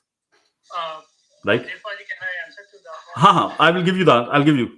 Let me try and make a shot, and then you can take a shot at. Okay, that's fine. Okay, fine. So Buck, excellent question. Now, what you are raising is the question of priority. Like, hey, we don't have sovereignty here. Why are you raising an issue of sovereignty there? So that's fine. But the same thing, then first you also should apply to the Indian flag. More so. Okay. But I don't see that being applied to the Indian flag. Nobody's asking a question. Why are the Indians flagging these flags? Why did this Howdy Modi event happen? So we have to maintain consistent standard there first. Secondly, you have to go and check how many Sikhs are sympathetic or were actually part of the truckers convoy. You should get the numbers, and you'll be surprised. You'll be surprised how many. I think there was somebody legally Prudy. She was giving the guy who was caught his 25,000 bail. Who gave it? $25,000 bail. You should go and check the name of that person. That name never comes out, because we Sikhs don't believe in celebrating our charity.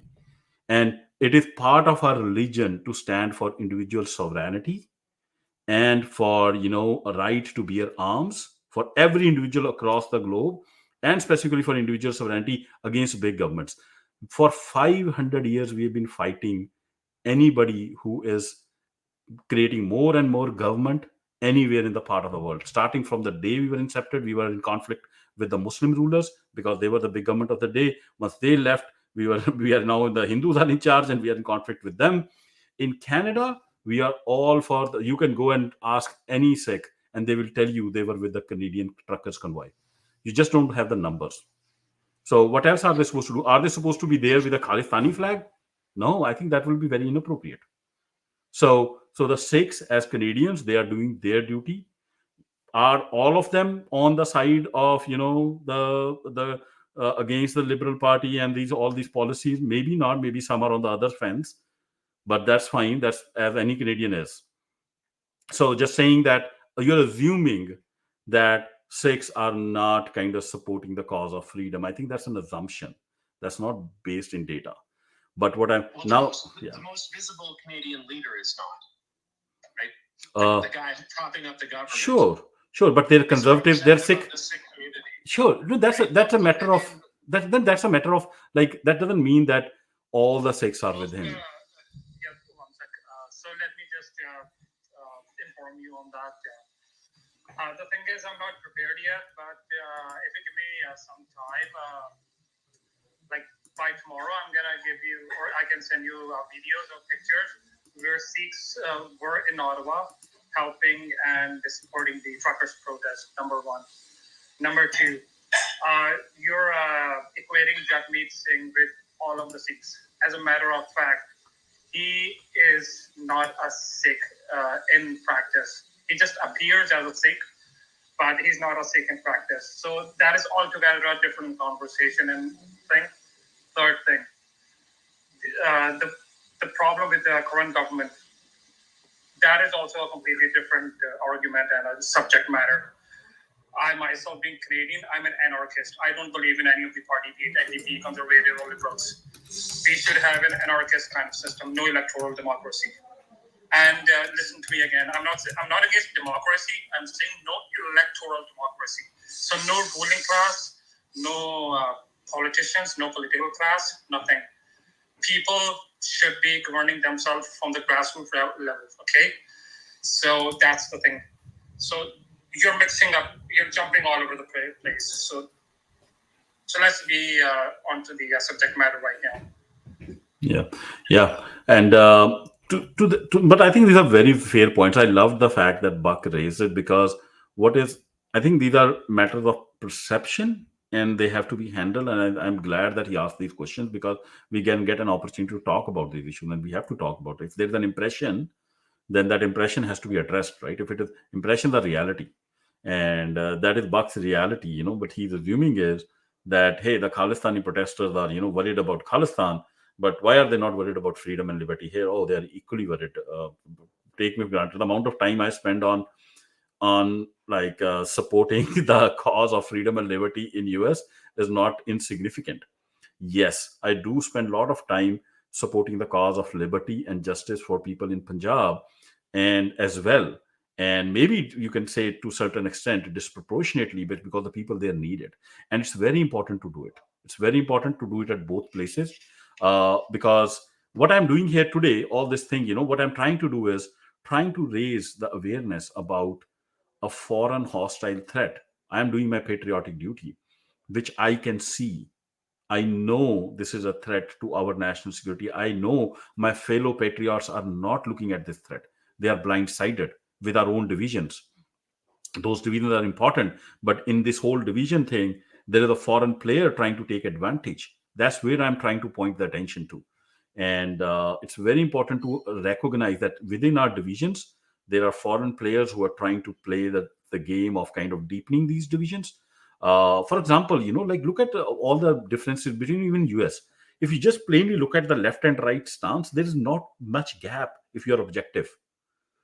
Those gaps are created by, the media, which is getting money from God knows which Russian company, which US company. I was surprised. I was talking to, when this abortion thing came out, uh, there was some ruling by the Supreme Court on abortion, and they set aside, I think, Roe v. Wade.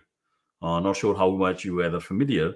The only thing that Roe v. Wade set aside is that the federal government cannot be making laws on abortion. That's all that it says. The states have the right. It was not a ruling on abortion. It was a ruling on state versus federal rights. So the states, within the states, people can make whatever laws they want, and they can keep retaining whatever laws they want, and they have retained those laws. But the people on the left just never knew it. I was talking to my liberal friend, and she was like totally upset. Oh, everything is gone now. I'll be told I can't have abortion. I can't do this. And I'm like, who told you this? And she said, no, this is, have you not read the news? I said, have you even read the judgment? He said, what is the judgment? I said, judgment is not about abortion. The judgment is the states are the empowered to make the laws. And have you looked at the Washington laws? What they say about abortion? What is the period at which, the life is conceived and when you can abortion? She said, no, so nothing has changed for you. But you are crying, sitting here because of the falsehood disinformation media is feeding you. So the gap between the left and right positions is not much. We are capable of covering those up. But but the issue is there are foreign players in this. They don't want us to cover it. Go ahead, Squamish.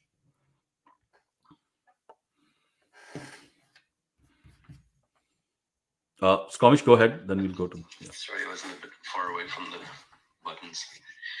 Okay, so sorry, I was going to add a point earlier, but I got distracted. During the farmers or the Freedom Convoy during the COVID, there were a lot of free food deliveries to the families who were suffering from COVID, regardless of who they were run by the Sikhs as well. And similar behavior you can see like in many cases, like water issues in Alberta, and even Quebec, there were floods during the fire, BC floods. So there's always efforts happening on the ground, in addition to the support that was shown in Ottawa. So I hope that contributes towards the soft power as well, towards the effort to uphold the strength of the country, which does come from food as well when we are down. Absolutely. Just to kind of put Buck in the spot, not to put him in the spot, but to put him in the spot. Buck, did you get a vaccine? Did you get injected? If you may. Yes, I did. Sorry, I'll be right back. Okay. Just for information, I didn't. So just to give you a sample, okay, like when you start looking at the data, and I risked a lot. I said that my job can go off, it doesn't matter. I'm not gonna, so I would say that was an act of standing by for liberty. I risked a lot to kind of, do that act. I don't claim credit for it. Yeah. Let me add my 2 cents. So, Buck, I've pinned a news report which clearly states Sikhs were protesting and supporting the truckers during the trucker. Yes, I understand that, but I guess what I'm getting at, the point I'm trying to make is that the tribalism does not help the cause of freedom. That you could hold hands, common cause, without bringing sort of exclusionary, identitarian, symbology and causes into what could be a universal, fight for freedom. Yeah, just elaborate on that, Buck. I'm generally asking you, like, I want to understand, like, what is, but I feel like somehow it isolates the Sikhs when they raise the Khalistani flag. And I understand the perception issue. There is definitely some perception issue, but like, if you can elaborate, like, how can it be done better? I've told you our intention is what. Sure. Yeah.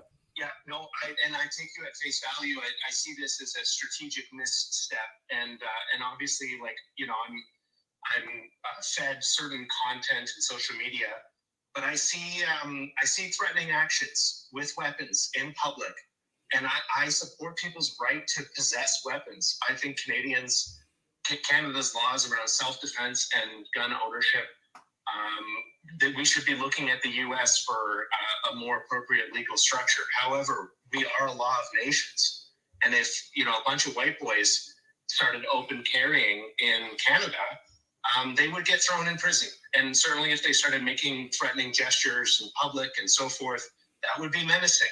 And so, I'm not sure that these types of overt aggressive actions are conducive in building public support. And they certainly don't appear as a fight for freedom. They look like intertribal conflict. Got it. No, I'll tell you a bit. There's a bit of what's going on is, I understand like what you're trying to hint at right now. So there's, as I keep saying, those events, those actions that you're talking about, like waving the sword, etc. You are seeing a lot of those clip shots being cut and being used as a disinformation propaganda by the Indian digital media empire, and they're trying to kind of influence our minds to think of, oh, look at these guys who are there they were violently waving swords. But that is not the truth. If you go and look at those videos consistently, there is no, I have not seen, people have claimed, oh, violent waving of swords. The Sikhs, as a matter of their religion, we are supposed to be armed 24/7. In the modern day, they basically now carry a sword. Sometimes mostly like a small sword, like a 6-inch, or in some places they also carry a larger sword. If it is, and whenever they carry a sword anywhere within Canada, they're never breaking the law. They're always within the limit of the law. And if They anybody, have an exemption. They have a special okay, permission sure, to do so. we in can debate the dispensation. exemption. We can debate that exemption. But as That's long as the point but I'm no, making is we can debate the exemption, Buck. We can debate that exemption. That is not the problem. The problem is, are they following the law? They're following the law. So then I cannot call them that they, if they are exercising any legal right, then I cannot be pinpointing them for exercising the right. I can say, make an argument that, hey, like this should be free for everyone. Let's talk about it, right? This is not just done. That's a different argument. But saying somebody's pinpointing somebody for exercising the legal right, then then there's a prejudice in my mind, or somebody's feeling. If you'd let me, if you don't mind, I'll post a video and then we can all, look at the actions and decide, whether that is, within the religious exemption to, permit, the carrying of a symbolic weapon, or if it's public menacing. Because, look, this is not. I've seen a reporter who is under attack from the state of India and Indian media. So I don't see him as some sort of asset of the state of India trying to push in disinformation. And he is, the one who's publishing on the ground. So I don't know. I mean, maybe you're not aware of what's going on up here, but like it is tense. There is conflict between groups on identitarian basis. As much as I despise the ethno-nationalism of India, that I think that's an inappropriate way to run a state. But I think that people who are organizing for the cause of freedom should also do so in a non-identitarian fashion. Yeah, no. Whatever you said, you can't disagree with. Hold on. Can you elaborate, like, what are the two groups which are into conflict? Like, please identify the two groups. I mean, elaborate it. Sure. Yeah, I'll be specific. I mean, it seems to me that there are essentially street protests between Hindu nationalists and Khalistani separatists in Canada, involving using weapons in an intimidating fashion, stabbing flags with swords, menacing with swords. It's beyond the religious exemption in my mind, but nobody wants to enforce it, right? And we have a really broken justice system that will incarcerate people who have done nothing wrong because it's politically expedient, like the Coots protesters, but then allow for certain violations of the law in other circumstances because they are a politically favored group in this country. Got it. So, Buck, why don't you post a video, okay? If there is any violation of law, first of all, we are with you, okay? And that person should be persecuted. But if there is no violation of law, we shouldn't be targeting people for just exercising their legal rights. I think you will agree with me. If you don't agree with it, we can debate the law. If the law is not fair, that's a different discussion. But targeting somebody for just exercising the legal right is not correct. Plus, now the question is, something could be legal, but could be inappropriate. Okay. Then the question becomes, is that like a large scale, like event that is always inappropriately happening, or it's just an isolated event? If it's an isolated event, that's fine. But why don't you put up that video? Let's watch it together. Okay, this video that you keep talking about, because the impression that somehow has been formed is that Sikhs are conducting these violent rallies wherein they are waving swords and threatening the local population. I have not seen any such event in my life. The only event I have seen is like very peaceful, flags, and people are asking for liberty, justice for people back in home. In some cases, what is happening is the Indian government is propping up, like some of these Indian, counter protesters, you can call them. This is a very recent phenomena, sending them kind of to kind of cause trouble. We all know where they're getting funded from. Very sad, but still put up that video. I would love to see, and I would love to see how many such events are happening which have suddenly caused so much of flutter.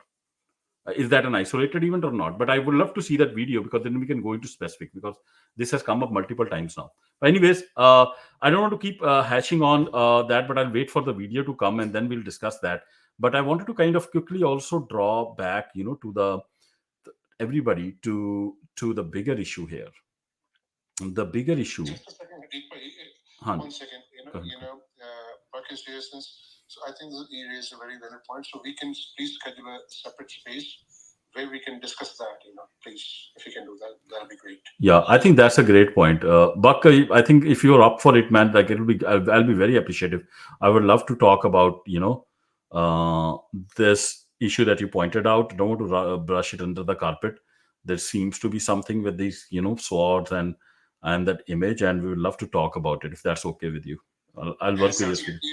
And in case if this is exclusionary, to just six, and I think we may raise a voice to make it universal. It shouldn't be exclusive. It should be universal. As per sixth principle, it should be universal. So anyway, please carry on. No, that's a very great point. Like our fight is about liberty and justice, and if there's good feedback, we can incorporate. Why not?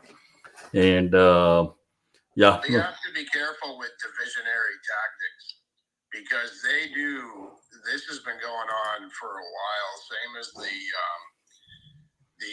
Palestinian protests. They put bad actors in there. They're funded.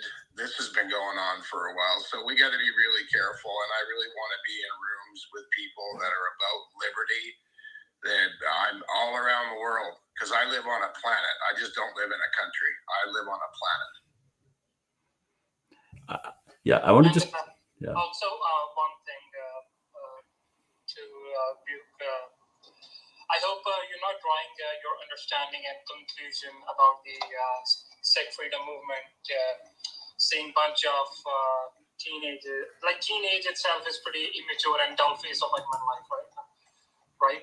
So you're not drawing your conclusion about Sikh freedom movement by seeing bunch of teenagers from both sides protesting or brandishing sticks and swords. I hope that's not the case, right? I know what you're saying there, and I don't think we should grind on it anymore. I think that should definitely be another space because that's a whole different topic. And I hate to jump in on this Harjeet like this, but I think it is. I think there's a whole lot of topics. Russia's a big country. It's got all different types of ideologies involved in it. You have to work hard as a government to keep them all reined in, and that goes throughout every country around the world, in my experience. So we just got to be careful. That's why I love these spaces. I'm hoping it's real people pouring out their real heart and their real truth and not just their emotions based on, well, I don't want this going on in my country because it hurts my feelings, and I'm all for that. If there's some bad stuff going on, I want to be on the side of good. I don't want anything to do with anything bad. I'm a Ten Commandments guy, and I'm not like a Christian that goes to church every Sunday, but I learned about the Ten Commandments when I was a kid. And that's a very simple, basic, fundamental way to keep your eyes wide open, and if you know what I'm saying. no. Thank you for keeping us on track, Matt. Super helpful. And yeah, I think with that kind of, I kind of want to draw that attention to like a bit pull us back to the threat I'm really trying to point out here, because and I go back to that video I was talking about, to the argument that I'm making, that based upon the evidence I'm seeing, that hey, for a moment, let's put what is happening, our internal divisions on the side for a moment. Are there foreign hostile actors trying to take advantage and bring us down? And in that player, the answer is yes. I see India as the foremost on multiple dimensions, especially in weaponizing the diaspora. And to me, that's a very, very serious national security issue, because it is a threat we are very capable of taking on. India as a state is a very militarily the weak country. But the fact is that today's warfare is not just it's not just the military equipment which counts. It's the amount of people that India has, the amount of especially super highly educated people that India has, and all the number, how many of them are now embedded in our system, in academia, in media, in politics as voters. If and I have nothing against them, I'm all for people, but if their values are aligned, if their allegiance is with the Indian state and whatever values the Indian state exemplifies. And if those values are in direct contradiction to American foundational values, and what are American foundation values? I call them Bill of Rights. I am a Bill of Rights guy. To me, those are the values. If they are in direct contradiction and conflict and are a threat to that, then it gives me worry. And I think it should give a worry to every national security professional as well. And I see my fellow patriots not looking at this threat. It seems we are distracted by many things outside that, and we are looking at it because for some reason I think it's deeply psychological. I think i think in the American mind there's this self macho image which is fine, which kind of looks down upon, which is very similar to what we Sikhs have. So we think alike a lot, but we are looking at this, Indians as benign people, which is fine, but we are not looking at the fact that the Indian state is not benign, and the Indian state is controlling the mind of these people. And are the values of Indian state in consonance with us? Absolutely not. And does the Indian state have disproportionate influence within US? Yes, a lot. And I'm really worried. I'm really concerned about it. As a patriot, it's my duty to talk about it because I see the danger. And whenever I see, and I want to go back, and I want everybody to watch this. I'm going to play that video up here. I know, Hark, your hand is up, but I'm going to play that video here. So I do an experiment, okay, with my patriot friends, especially American. What I show them this video, and I tell them, watch this video and give me your reaction. And we are going to play that experiment. I think, Tim, have you already watched this video? I think you have. You watched it yesterday, right? And yeah, but let's pull up. I don't think Buck has watched this video. Let's do this with Buck, okay? Buck, let's play this experiment with Buck. Sorry, Buck, for making you go through this, but if you can watch it, it'll be super good. Yep. Let's just. I'm going to put this up on top. And I DM'd you the video for the future space. I'm going to put this on top, and I'm going to request everybody, okay, to watch this video. And this video is how long? Let me check. 4.5 minutes long. We're going to go quiet. I'll ask everybody to go and watch, and I'm going to kind of interview Buck after he has watched that video. And then I'm going to invite, like, I'll draw the comparison, but like how Buck will look at that video, what his reading is, and then I'll tell you what my reading is and what reading of other, people from the subcontinent, and we'll see the contrast. Buck, if you can take, if you're fine, I'll really appreciate if you can watch that video, and we'll be on quiet for 5 minutes. And I'll play this video on live stream as well so other people can watch.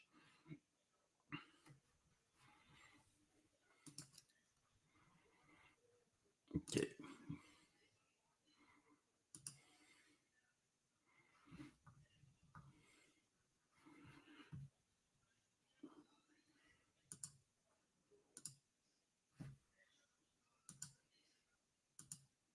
Paper जब हम इनसे सामने लड़ने जाएंगे तो आपसे संधि कर लेंगे. The moment you begin to fight, आपसे संधि कर लेंगे. सुभाष चंद्र बोस लड़ने के लिए आए, दोस्ती कर लिया. आजादी दे दो, भाग जाते, डब्बों के सारे. They are only good in Hollywood movies. So the biggest contribution of American superpower status is Hollywood movies, and the reality on the ground is exactly opposite of Hollywood movies. America जहां भी गया पिट कर आया. Now, coming to, so I've covered this, and I'm coming to the light. Or Indian aircraft carriers are British aircraft carrier तो समुद्र में भी नहीं निकल पाता with 2 towers. British aircraft carrier cannot even go to the ocean. Forget about fighting. And British are dead scared of Indians. Dead scared. British, the first thing when the Argentinian Falkland War was going on, British made a peace with India that India will not interfere.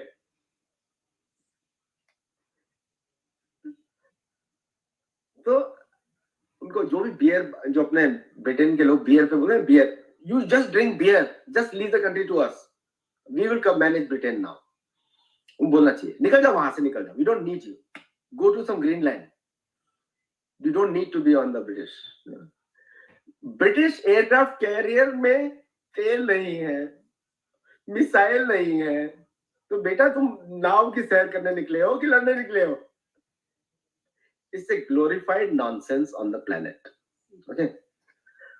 और भारत का INS Vikrant, even though smaller in size, USS Midway के size का है, हमारे San Diego museum में USS Midway, but it is the most formidable aircraft carrier. उससे now comes the biggest Indian weapon is the Indian soldier, जाबाज. मतलब हमारी माएँ produce करती है शेर, वो भी बबर शेर. हमारी माएँ कोई गीदड़ नहीं प्रोड्यूस करती है. जैसे अमेरिकन स्लोगन होता है पैक ऑफ वुल्व्स. वुल्व्स का क्या होता है? वुल्व्स जो है लाशें खा के घूमते हैं. When the lion is hunted, then wolves come to eat the kill. This is what the American foreign policy is. Pack of wolves. Everywhere when a lion is hunted, they go and eat the carcass. मरे हुए आदमी. हम लोग नहीं करते, हम vegetarian लोग. इसके बारे में बोलते भी नहीं थे. अब तुम खुल के बात करते हैं, बोलते हैं ठीक है निकाल दो हमारी सिटीजनशिप, आई डोंट केयर, है ना, कोई फर्क नहीं पड़ता है.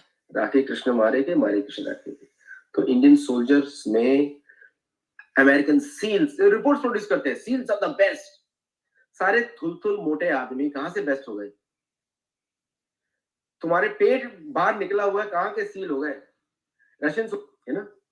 अभी अमेरिकन सोल्जर तो ये पता लगेगा आई एम ए मैन और ए वुमन और ए ट्रांसजेंडर, ये भूलता रहेगा. कहां लड़ने जाएगा वो? पता वॉर के बीच में क्या बोलता है? I am a transgender, I have to respect. तुम लड़ने गए हो, क्या करने? छक्कागिरी क्यों दिखा रहे हो वहां पे जाके? आदमी की तरह बात करो भाई. या तो बोलो मैं आदमी हूं या महिला हूं, फिर आप बात करो आगे जाके. वो कंफ्यूजन नहीं है हमारी सेनाओं में, ठीक है? क्यों करके आपको बता रहा हूँ.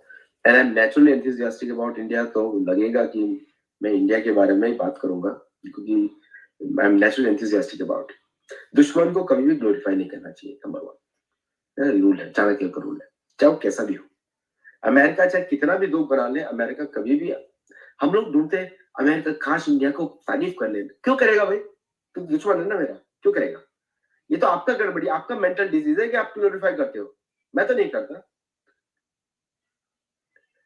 What I have is the best, the greatest, the finest the world.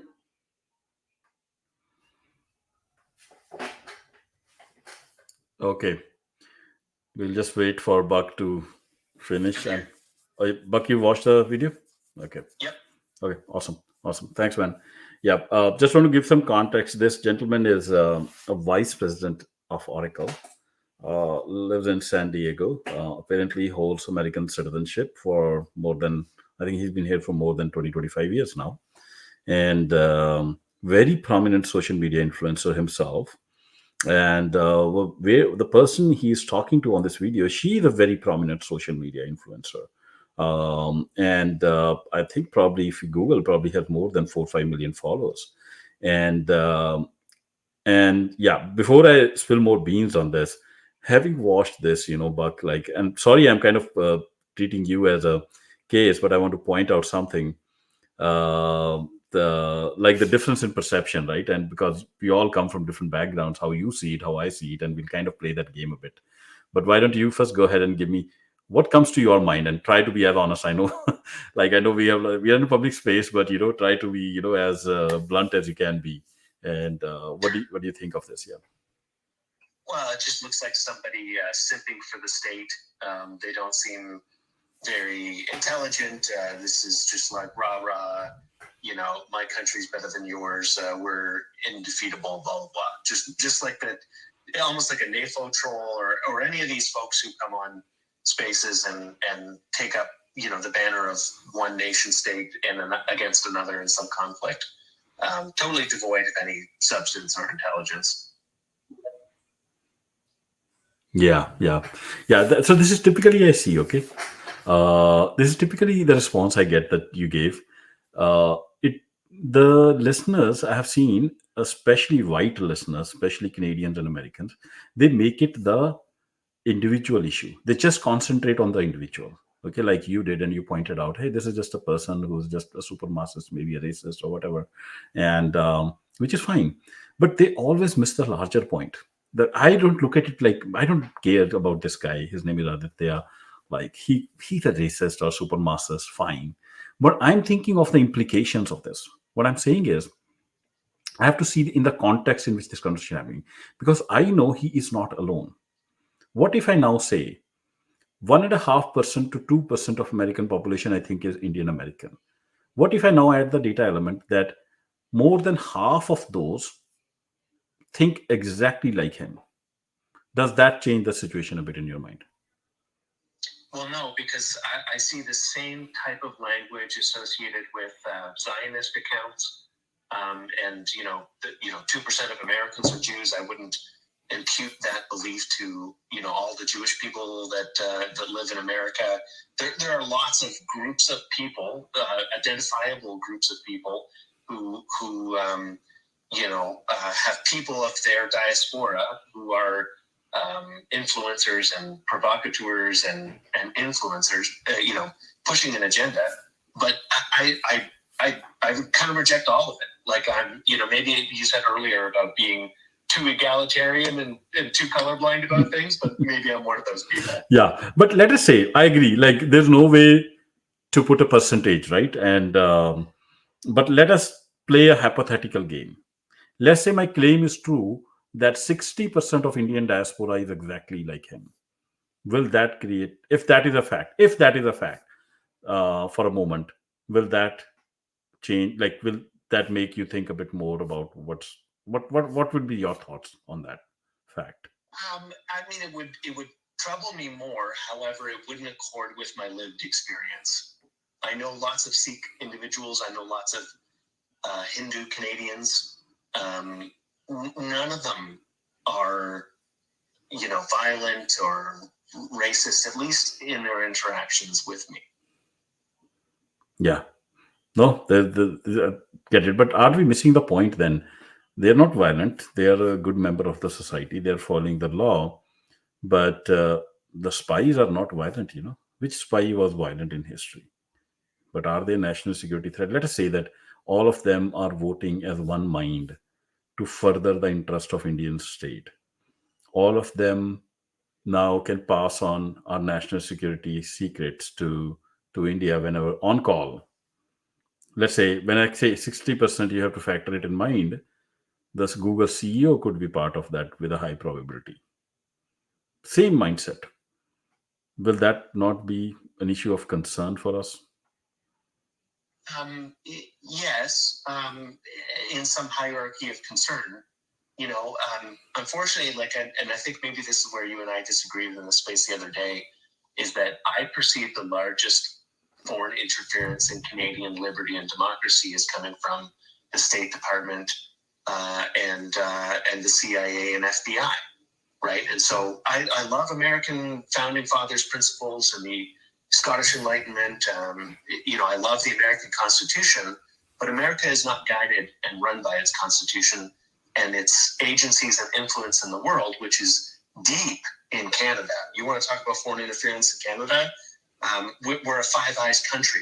We are subordinated to American geopolitical interests, and those don't always line up with the cause of liberty in this country. So in my hierarchy, I am more concerned about foreign interference coming from the United States than I am about India or China or Palestine or frankly anywhere else. Got it.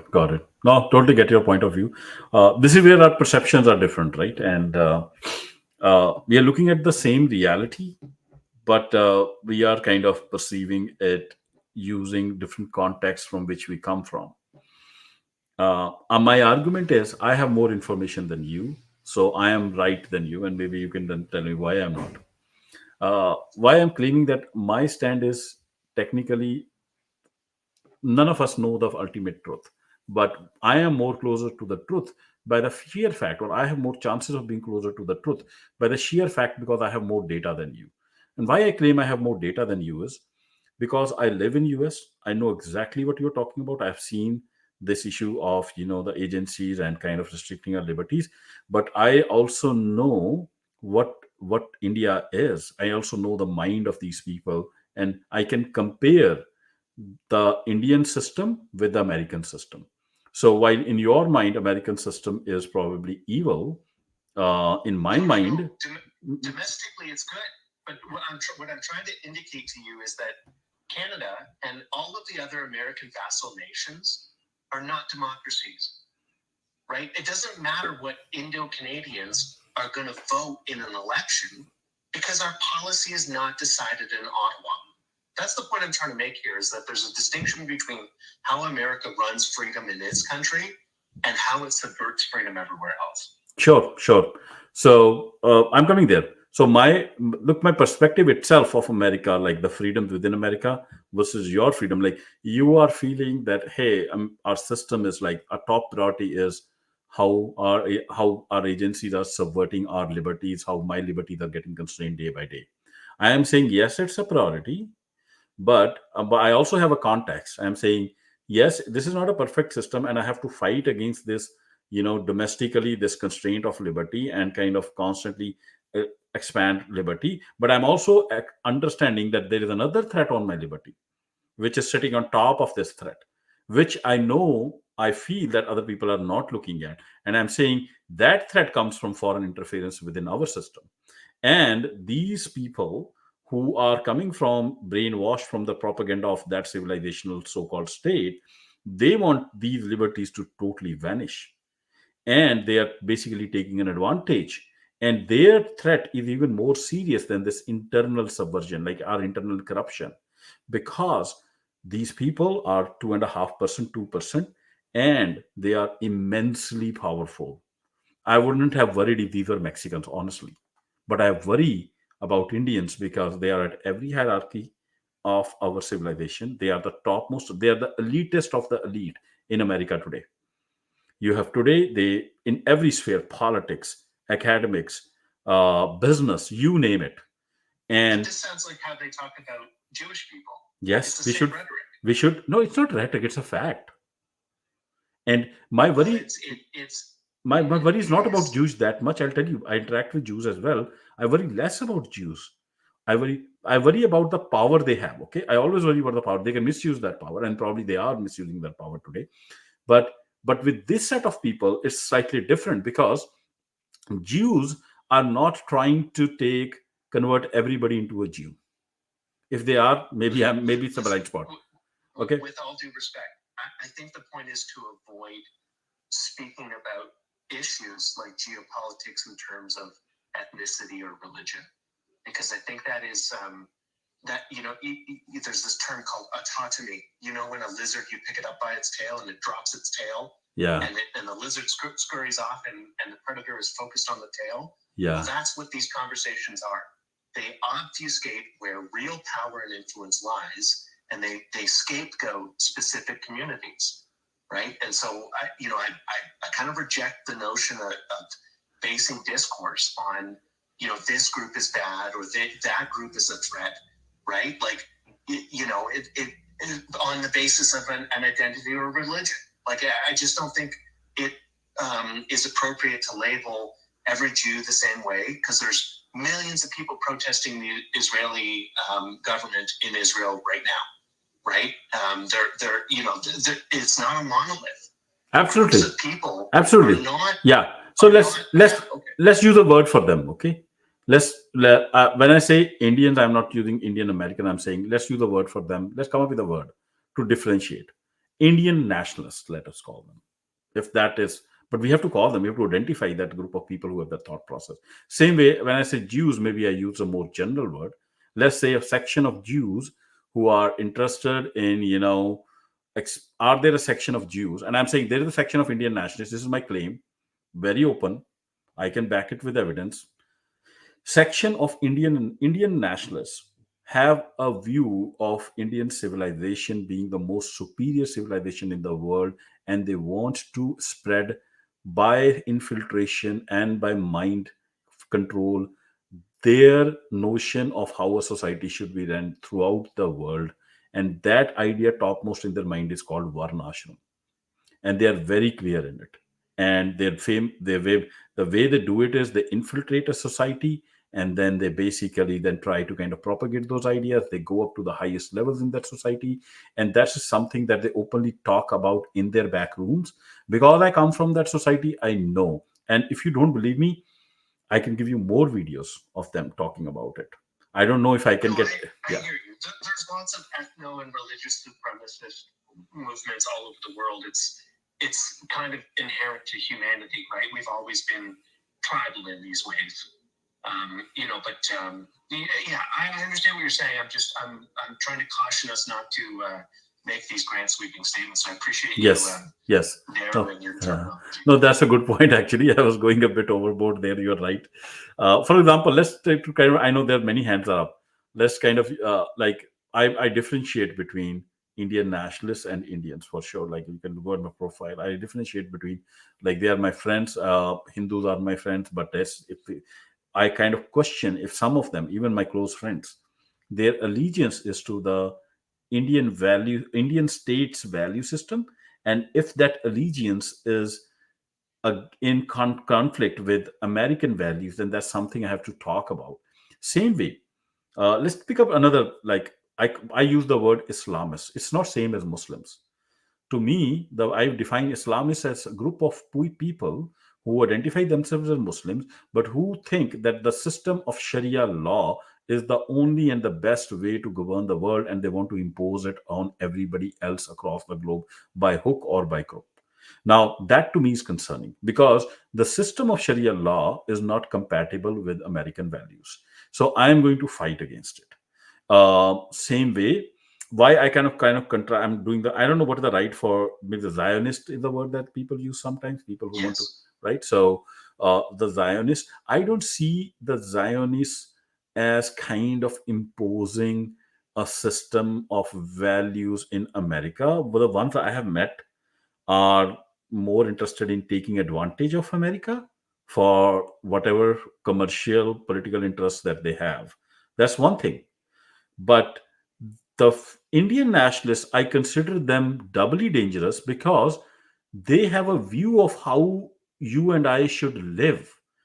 And that view is Varnashram. And they want, and it's almost like the Sharia, the Islamic Sharia. And they want to take it and impose it on the entire world through deception.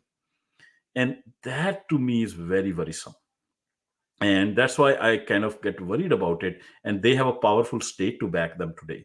They have a state of their own, which is not which has a track record of really persecuting its own people. So now that gives me worry. And I'm in no way kind of saying, I kind of say let's go and start treating Indians as our enemies, but I'm trying to kind of highlight an issue which is there. We shouldn't turn our brand. I know there are many hands are up. Let's go to Kang. I think he has his hand up first, if I'm not wrong, and then Cooney, and then Coin. If that order is wrong, please let me know. Hanji Kang ji, go ahead. Thank you very much. Hajipaji, I think most of the American and Canadians, they are not going to understand what you are trying to tell them. Once they will experience it, then they will understand. So right now, let's focus on this Air India bombing thing. I think as a US citizen and Canadian citizen, we should focus. Are we going to allow some third country, as an American, I'm going to say, we are not going to let any other country use our land as a backyard. Yes, there are problems. There are going to be a lot of internal problems and this and that. But we are not going to let any country send shooters here to kill our people. And Air India bombing clearly happened by the Indian government because the major man, Ripu Daman Malik, who was behind, because you need funding for all this. Everybody knows, I think, Mr. What was his name? His name was Mr. Farnhead. He submitted the document as evidence that Indian government already given $2 million at that time. Like right now, it might be like worth $50 million to Mr. Ripu Daman Malik, who was behind all this. So after we got so many evidences, clear evidences, I don't know why we are not doing it properly. And one small thing I'm going to also add, which that's a congressional speech. I think you guys should also look into it. that was given by the Honorable Adolph Towns on October 31st, 2000, about a car dealer. I'm just going to read a short thing from there. He said in the Congress, in the US Congress, a friend of the Consul General who was a car dealer in Toronto also cancelled his reservation. I think if we ask or pressure Canadian agencies to properly investigate this person, the car dealer, that why he cancelled it.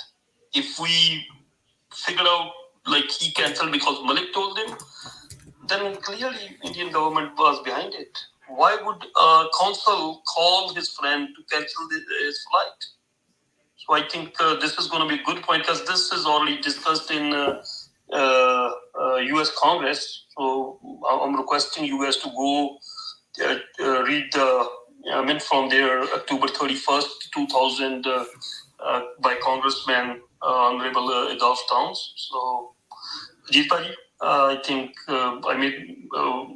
this is I want to say, and you guys can continue. But I think it's time we as US and Canadian citizens should ask our agencies, investigative agencies, that whether that Indian consul told that car dealer to cancel the flight. If not, then why he did it. So they gotta go behind that person. It's gonna be very clear from there. Okay, thank you. Yeah, I'll come back. I think we'll go to the other speakers, but just want to highlight. I think this reminds me of a very valid question Buck raised was why should we worry about Air India 182? Like when we have other issues, our liberties are getting constrained. I think that's a very valid question, and I'm going to hold on to my answer because I want to take more speakers. But I'm going to address that question, Buck. I think it's very important for any patriot Canadian to talk about Air India 182, especially if we care about liberty, because if we don't, then it has very dire repercussions for our liberties. Anyways, let's go to Kuniji and then Coin. So my only question, just a comment.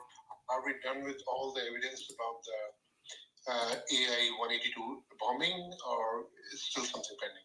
Yeah, no. So today's space, Kuniji, I have I have done multiple spaces on Air India 182, and there are some live streams where I have presented all the sequence of events, all the evidence, court cases, inquiry reports.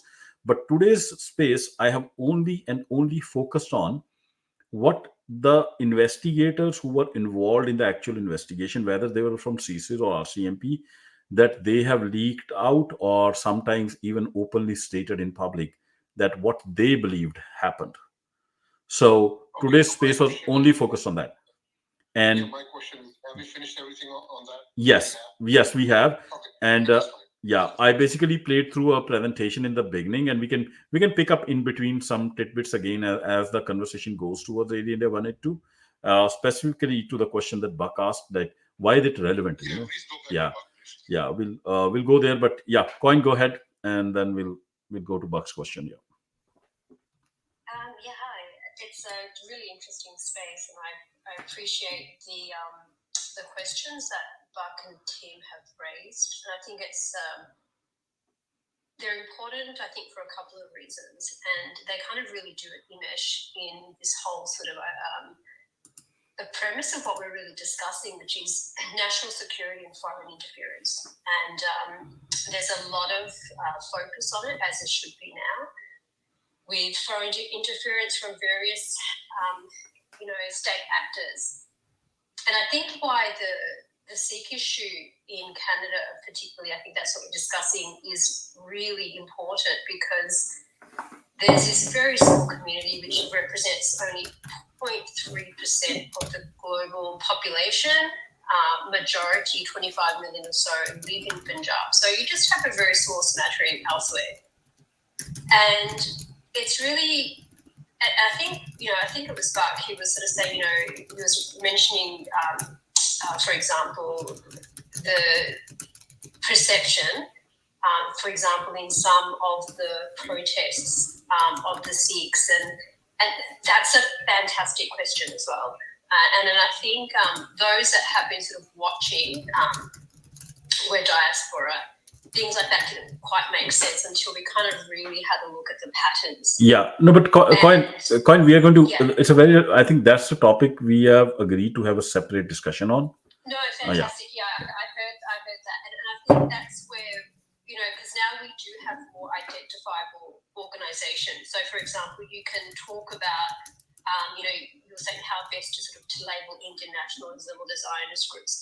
But the fact is that the Indian nationalists and the Indian government have installed, and they do have very strong lobby groups. So they've deployed a variety of tactics in the past 2-3 decades, which are really deeply embedded at a legislative level. And not only are they working alone, they are working with Zionist lobbies and things and working against the interests of Canadians and Americans. The caste discrimination bill was one, but in America just recently, the Hindutva lobby, they struck down a foreign interference bill, which actually should have got tactical approval and should have just gone through. Thankfully, it went through in another state.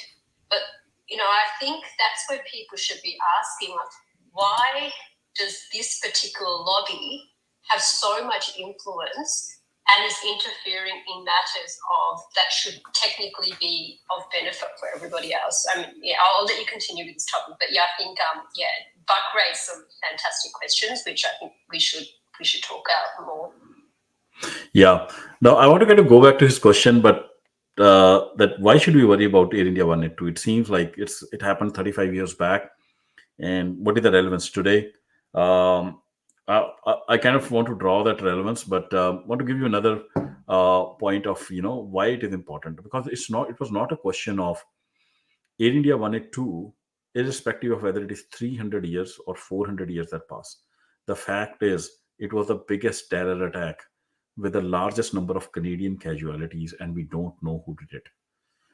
And we don't know publicly who did it, but the government knows. We know it was a foreign government. There is evidence on it, but we don't talk about it, and we have decided to bury it. The repercussions of that is, because of that burial by the government due to corporate interests, and thesis investigators have told us it was the corporate interest, it was the pipeline deal which made them bury it. Because of that, India has got emboldened, other foreign governments have gotten emboldened, and now they are brazenly interfering in Canada. They treat Canada as a nobody at the international level. Look at the way Justin Trudeau, and I don't like Justin Trudeau at all, but the way he was mistreated when he went to the visit in India. Look at the way the Indian national media basically have been threatening to even nuke Canada any given day. The way they are pumped, you have to just read the latest report from the Foreign Interference Public Inquiry, that how India is brazenly controlling media and injecting, pumping up candidates of its choice, influencing the political decisions, the social decisions. That should be of great worry to any patriot. And so this Air India 182 is linked to that entire sequence of events. That's where things start. And that is where I think our original sin is, because our system, when I say our, I am American, but I kind of feel like, no offense to Canadian friends, but we kind of count Canada as part of that. So our system failed to kind of to kind of stand up for Canadian sovereignty. It is not a question. Air India 182 is not just a question of anything. It's a question of Canadian sovereignty. And I agree we have internal problems, but if there's an outside player in that game, we have to really get together, rally around the flag, and fight that outside player while we are sorting out our inside issues. And if we don't do that, I think we will be taken for a ride. Like, our liberties will be gone faster than we think of. To me, that what the tragedy of this Air India 182 was that when this event happened, 80% of the passengers were Canadian, but it was the Canadian Prime Minister who called the Indian Prime Minister, okay, and expressed condolences. And it was driven by the fact that these were brown people killed by brown people. Ideally, it should be the Indian Prime Minister calling Canadian Prime Minister giving condolences that, hey, your citizens died, but it was us calling them So this attitude, because it's just brown people, like we can just overlook it. It's not gonna, to Tim's point. Tim was saying, I live in a planet, I don't live in a country. That is true in today's world, more so true. We cannot turn our blind eye to what is happening in these countries like authoritarian regimes like India, China, Russia, because these authoritarian regimes, the core of their survival lies on the fact that they have to suppress liberty and justice wherever it is. Because if they don't do it, if they don't create a race riot within US, then US government will keep asking them question on human rights, blah blah blah and whatnot. They don't want it. They want a world wherein everything is like the government is the big boss and they can get away with anything. So so for India, countries like India, China, think of a world which is dominated today. The world is dominated by US, and US is not perfect. US is doing hundreds of war crimes or whatever it is doing, etc. But still, this is what we have. What is the alternative? Do we want a world dominated by India, Russia, and China? What is that world? It'll be better or it'll be worse? It'll be way worse. I can guarantee you that. And that is the world that India, China, and Russia are totally aligned to take us to. And they are in cahoots.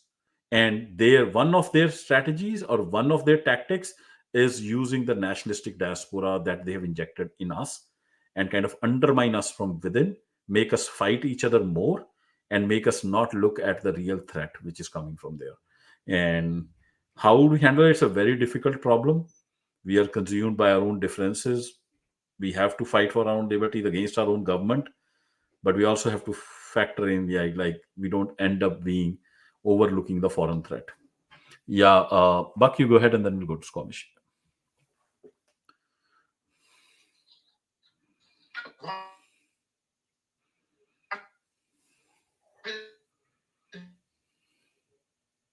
To push back a little bit on what you said being a priority.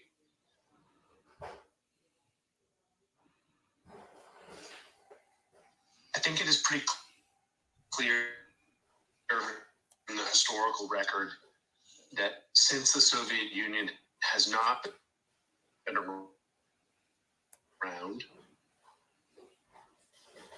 and America has, ethical and anti-libertarian and freedom action in the world because it is unopposed. Buck, I'm gonna stop you. Your voice is cutting off too much. Yeah, I think couldn't hear it properly. yeah, we couldn't hear it. Yeah. Do you want to just go down and come back a bit, or maybe just check something on your side? Yep. I should be good now. Can you hear me? Yeah. Now this is great. Yeah. Go ahead, and if you can start again, that'll be great.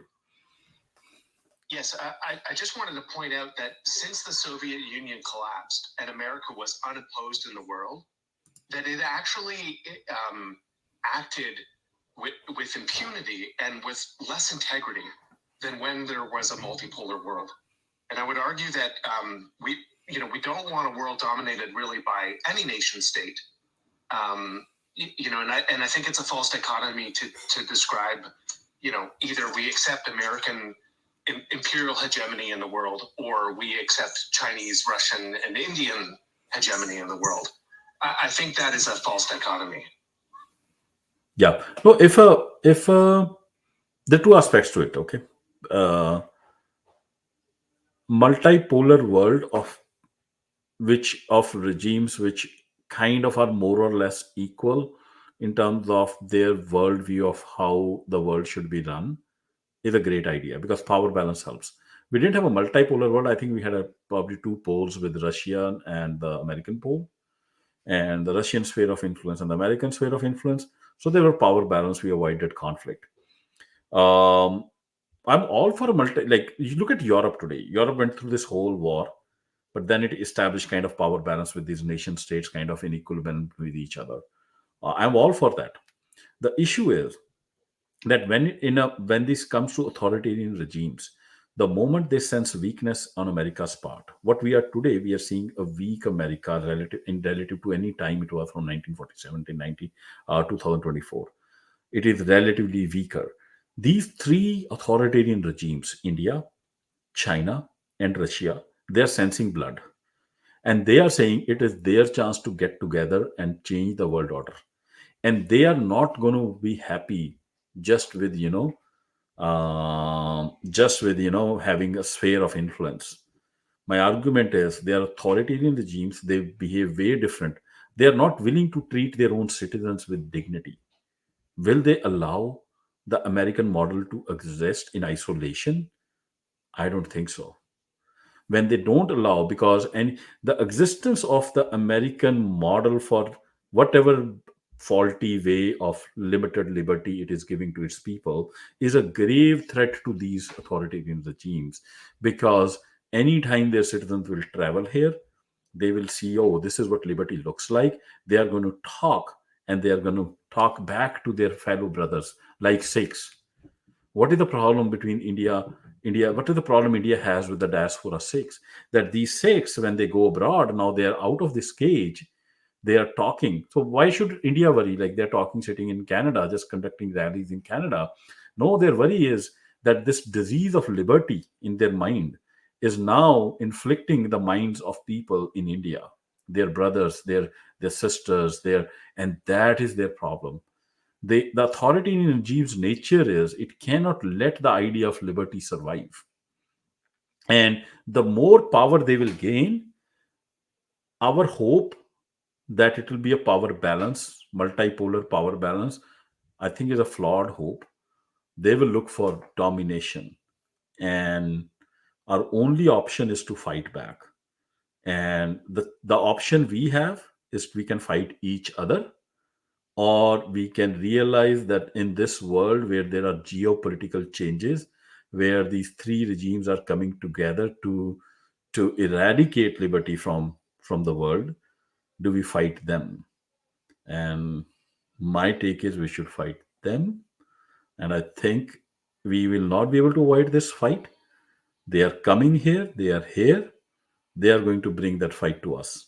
It's just a matter of time when we wake up. Okay, that being said, I just want to kind of highlight there is on Air India 182, there's actually a petition by the MP Sukh Dhaliwal. I have put it up there. It's in a 402 signature. I really, really request everybody to retweet this, please. Please sign it yourself as well. And I can just show it on my screen here. Okay, where is it gone? Okay. Okay. Sorry about that. I just lost that petition. And I'm trying to bring it up here.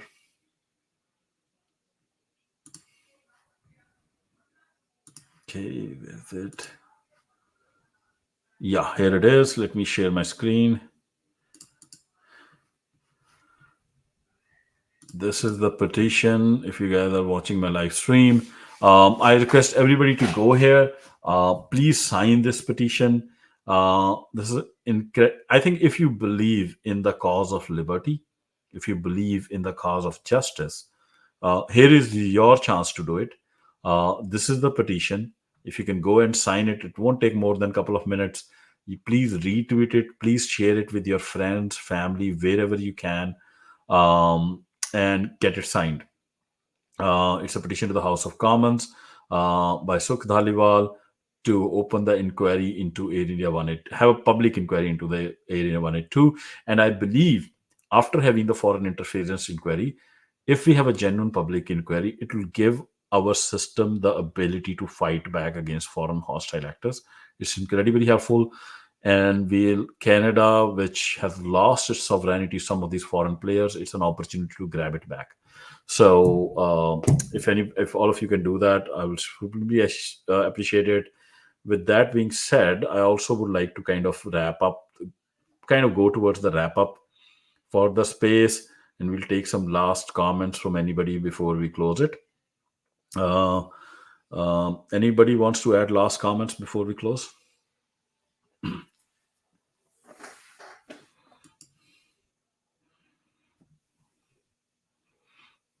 Okay. Don't want to kind of insist too much, but my last comments are, I always go back to this. Where is this PowerPoint gone? Let me bring it up. to me, this Air India 182 case is a phenomenal, like, it's a it's a it's a it's a case which kind of makes you sometimes feel, how can so much injustice and disinformation exist in the world. Here is a terror attack, where the truth is known. The truth is known by the investigators. 331 innocent people who were flying in an aircraft had no clue. They die. Uh, but the travesty is that the government, the agencies who did this act, not only killed their own people, it was the Indian government killing its own people, killed its own people very sinisterly, and then blamed another group of own people and say these are the guys who did it, and then got away with it, theoretically speaking. And not only did they get away with it, they used this act to then commit another genocide of another group of people whom they blamed to have done this. More than 100,000, 200,000. Some there are different estimates, but safely 100,000 Sikh youth were picked up, killed, murdered extrajudicially, labeled as terrorist by the Indian government by just claiming this one incident, while the Indian government was the main defaulter of human rights. So, Bill, the question is, can we get the truth out on this event? Because this is a landmark event, not only in Canadian history, I would say in human history. In Because can we really get the truth out? So here is an opportunity. I'm trying to write a book because I've seen so much on this now. It's kind of impossible to stay quiet on this. So I've kind of designed like a cover of the book I'm going to write. But here you see, this is that lady, okay, who fell down from 30,000 feet. She was pregnant. Her child was there in her womb, and both of them survived for 9 minutes in Arctic Ocean.